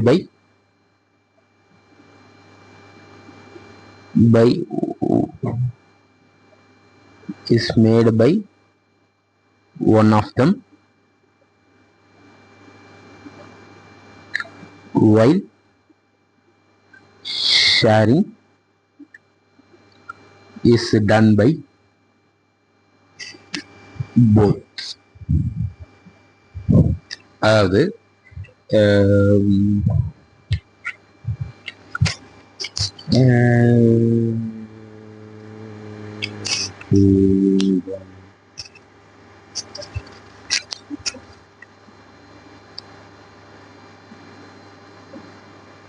அது இப்போ ஃபார் எக்ஸாம்பிள் இதுக்கு பெஸ்ட் எக்ஸாம்பிள் வந்து NH4+. இது வந்து எப்படி ஃபார்ம் ஆகும்னா, ஃபர்ஸ்ட் அமோனியா உங்களுக்கு தெரியும்னு நினைக்கிறேன், NH3 அமோனியா. இதில் வந்து ஒரு லோன் பேர் இருக்கும், நம்ம ஆல்ரெடி அதோட ஸ்ட்ரக்சர் பார்த்துருக்கோம். ஸோ இதை நம்ம வந்து அசிடிக் மீடியமில் வைக்கும் போது இதை வந்து ஹைட்ரஜன் புரோட்டான் சொல்லுவோம், H+. ஸோ இது இந்த எலக்ட்ரான் வந்து இந்த புரோட்டானை அட்ராக்ட் பண்ணும். அட்ராக்ட் பண்ணி இது வந்து ஒரு கோஆர்டினேட் பாண்டை ஃபார்ம் பண்ணும். அதாவது எப்படின்னா,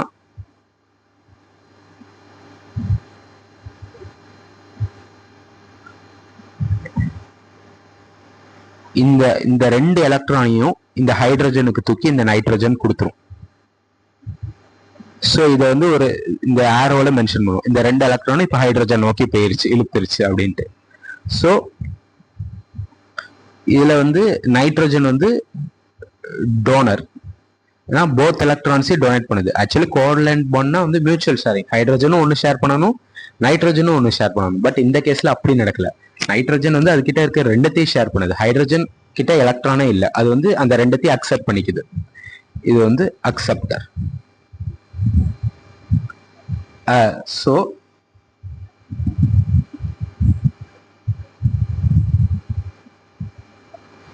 இது இப்படிதான் வந்து கோஆர்டினேட் பாண்டை ரெப்ரசென்ட் பண்ணுவாங்க.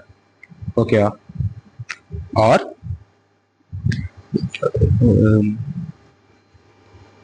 ஒன்ஸ் அகைன், ஆர் இது எப்படி ரெப்ரசென்ட் பண்ணுவாங்கன்னா,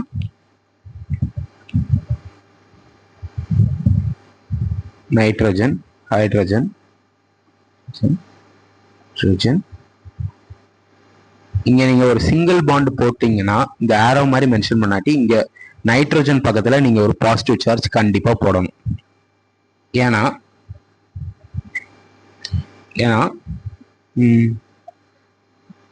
since donor gives electron, it attains positive charge while acceptor had already positive charge.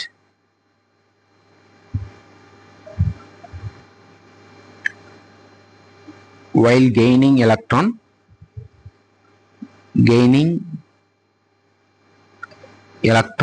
from donor, it became neutral. ஓகேவா?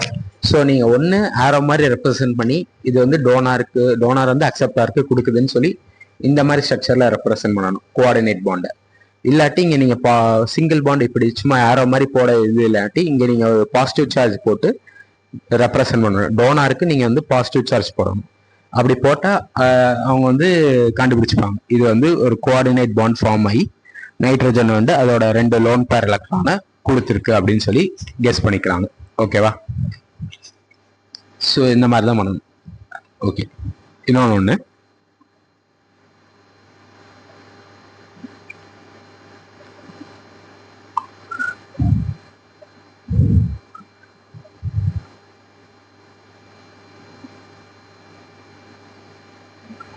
ஒரு second.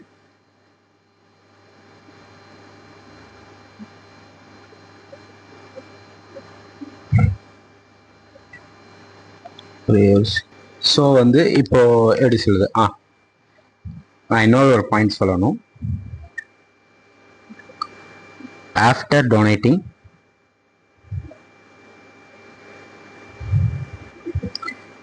donating electron pair,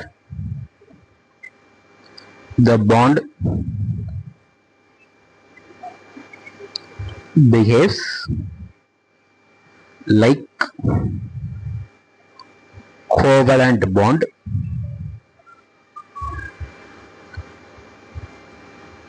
that is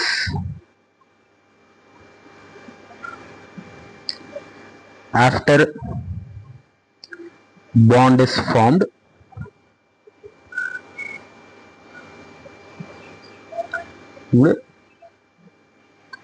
both the electrons are equally shared between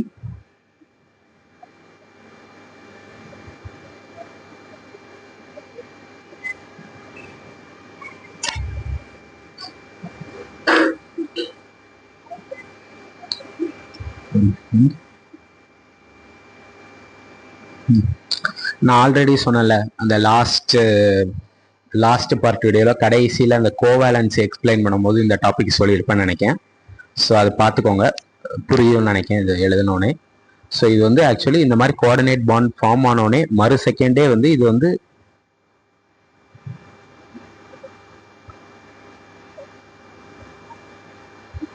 இப்படி covalent bond form ஆகும். இந்த 2 electron வந்து ஹைட்ரஜனுக்கு nitrogen தரும், அது doubt இல்லை. அப்படி ஒரு பாண்ட் ஃபார்ம் ஆனதுக்கு அப்புறம் இது மறுபடியும் ஒரு கோவலன்ட் பாண்டா மாதிரி இந்த எலக்ட்ரான் வந்து இதுக்கும் காமன் ஆயிரும், நைட்ரஜனுக்கும் காமன் ஆயிரும். மறுபடியும் கோவலன்ட் பாண்ட் மாதிரி மியூச்சுவல் ஷேரிங் ஆஃப் எலக்ட்ரான்ஸ் நடக்க ஆரம்பிச்சிடும். ஸோ இதுதான் கோஆர்டினேட் பாண்டு. ஸோ இதுக்கு எக்ஸாம்பிள்ஸ் வந்து அமோனியம் அயான், BF3NH3 ஒரு காம்பவுண்ட் இருக்கு, அது மாதிரி BF4- இருக்கு, H3O+ இருக்கு. ஓகேவா? ஸோ இதெல்லாம் நீங்கள் வீட்டில் வரைஞ்சி பாருங்க, உங்களுக்கு இன்னும் கொஞ்சம் தெளிவாக அண்டர்ஸ்டாண்டிங் கிடைக்கும். ஸோ ஓகே,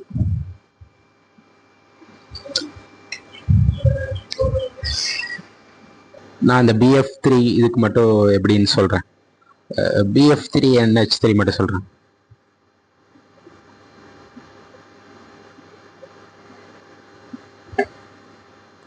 ஓகே,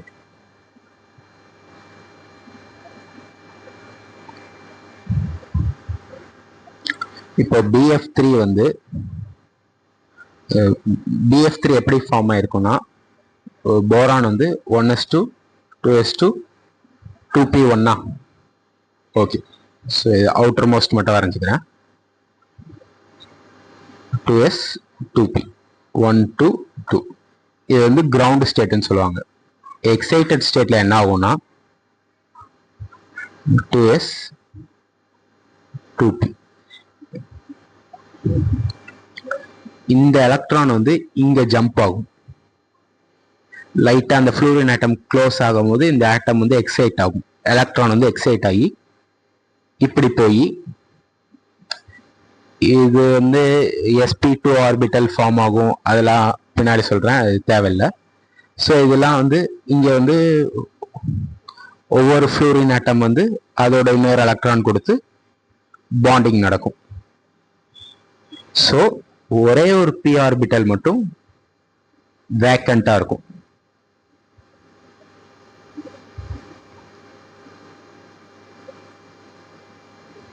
ஓகேவா? சும்மா சர்க்கிள் மாதிரி ரெப்ரசன்ட் பண்றேன். இந்த இடத்துல நைட்ரஜனுக்கு ஒரு லோன் பேர் இருக்கும். இதாவது அமோனியா அப்படி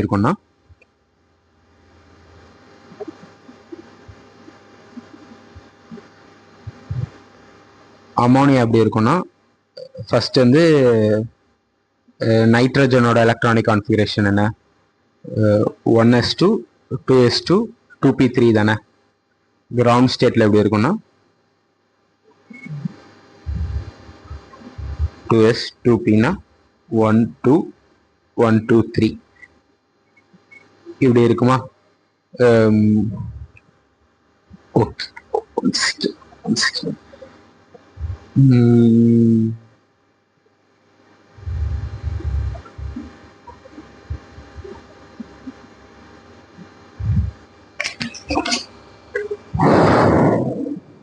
ஒரே ஒரு செகண்ட்.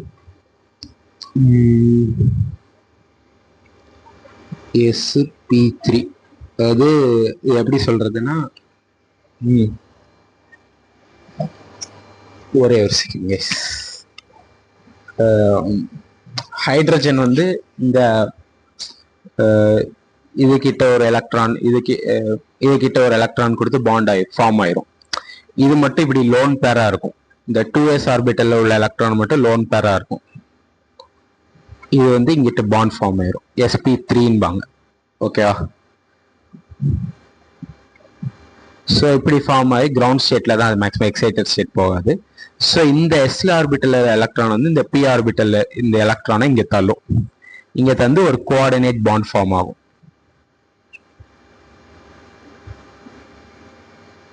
இந்த ரெண்டு எலக்ட்ரான்ஸ் வந்து அப்படியே இங்க வேக்கன்ட் பி ஆர்பிட்டலுக்கு ஜம்ப் ஆகுது. ஜம்ப் ஆகும்போது இங்க ஒரு கோஆர்டினேட் பாண்ட் ஃபார்ம் ஆகும்.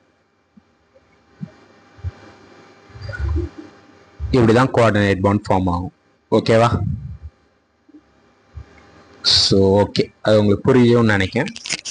ஸோ போதும், இந்த அளவுக்கு தெரிஞ்சா போதும் கோஆர்டினேட் பாண்ட்ல. ஸோ அந்த மேக்ஸிமம் கோவேலன்சி எதுக்கு செகண்ட் பீரியட் எலமெண்ட்ஸுக்கு 4ன்னு சொல்லி ஒரு எக்ஸ்பிளனேஷன் மாதிரி லாஸ்ட் பார்ட் 1 வீடியோவில் எக்ஸ்பிளனேஷன் கொடுத்துருப்பேன். ஸோ அது ஒரு வாட்டி கவனிச்சுக்கோங்க, பார்த்துக்கோங்க. ஸோ இன்னும் கொஞ்சம் தெளிவாக அண்டர்ஸ்டாண்ட் கிடைக்கும். ஸோ அடுத்தது வந்து மெட்டாலிக் பாண்டிங். இது வந்து அவ்வளோவா தேவையில்லை, இருந்தாலும் நான் சொல்கிறேன். By electron sea theory.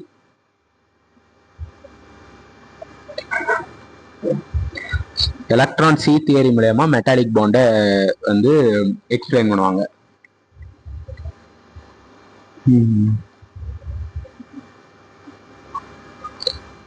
The bond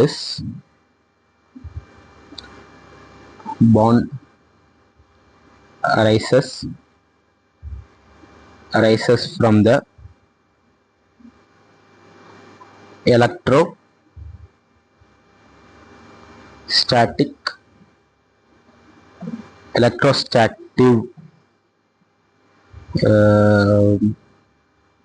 electrostatic force of attraction between C of electrons and positively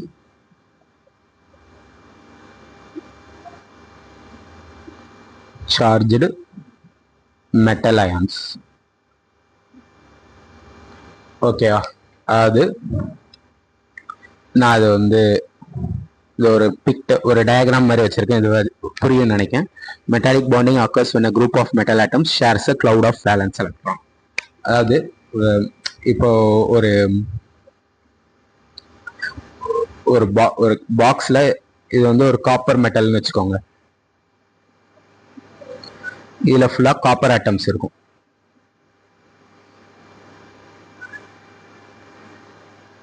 அதுல வேலன்ஸ் ஷெல் இருக்கும்.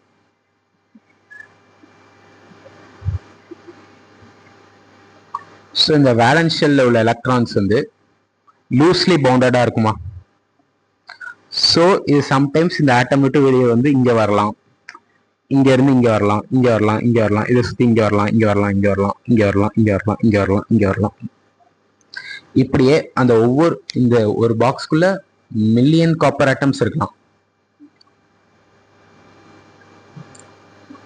எப்படி ஒரு காப்பர் ஆட்டம்லயே இவ்வளவு எலக்ட்ரான்ஸ், 29 எலக்ட்ரான்ஸ். அப்போ 29 மில்லியன் எலக்ட்ரான்ஸ் இருக்கும் சுத்தி அந்த பாக்ஸ்ல.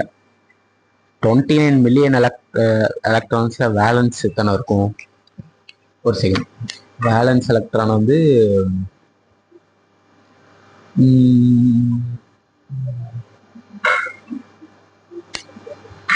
1 ஒன்று தான் வேலன்ஸ் எலக்ட்ரான் இருக்கும். ஸோ அது பிரச்சனை இல்லை. ஸோ நிறைய எலக்ட்ரான்ஸ் இதை சுற்றி இருக்கும், இந்த ஆட்டம்ஸ் சுற்றி. ஸோ இதெல்லாம் லூஸ்லி பவுண்டடாக இருக்கிறதுனால அப்பப்போ வெளியே வரும், அந்த மெட்டலை விட்டு, அந்த மெட்டலில் உள்ள ஆட்டம் விட்டு வெளியே வரும். ஸோ இப்படி வெளியே வரும்போது இங்கே ஒரு பாசிட்டிவ் சார்ஜ் கிரியேட் ஆகும். ஸோ இந்த பாசிட்டிவ்க்கும் இந்த நெகட்டிவ்க்கும் ஒரு அட்ராக்ஷன். இப்படியே ஒரு எலக்ட்ரோஸ்டாட்டிக் ஃபோர்ஸ் ஆஃப் அட்ராக்ஷனில் எல்லா காப்பர் ஆட்டம்ஸும் ஒன்றா சேர்ந்து ஒரு மெட்டல் மாதிரி ஒரு மெட்டாலிக் சாலிட் ஸ்ட்ரக்சரை ஃபார்ம் ஆகும். ஸோ இதை தான் வந்து மெட்டாலிக் பாண்டிங்னு சொல்லுவாங்க. ஓகேவா? ஸோ ரொம்ப டீட்டெயில் தேவையில்ல, இது மட்டும் தெரிஞ்சால் போதும். ஸோ ஐ ஹோப் அது புரியும்னு நினைக்கிறேன். ஸோ ஓகே கைஸ், இன்னைக்கான லெக்சர் இதோட முடிச்சுக்கலாம். உங்களுக்கு இது வரைக்கும் நடத்தின புரிஞ்சிருக்கும் நம்புகிறேன். ஸோ நம்ம நெக்ஸ்ட் வீடியோலேருந்து ஃபஜான்ஸ் ரூல்லேருந்து ஆரம்பிக்கலாம். Very important topic. ஸோ இன்னைக்கு நடத்தினது புரிஞ்சிச்சு. இதுக்கான சம்ஸ் ரிலேட்டட் கொஷின்ஸ் போட்டு பாருங்கள். ஸோ அடுத்த பயாலஜி வீடியோ அடுத்து வந்துடும். Okay guys, by.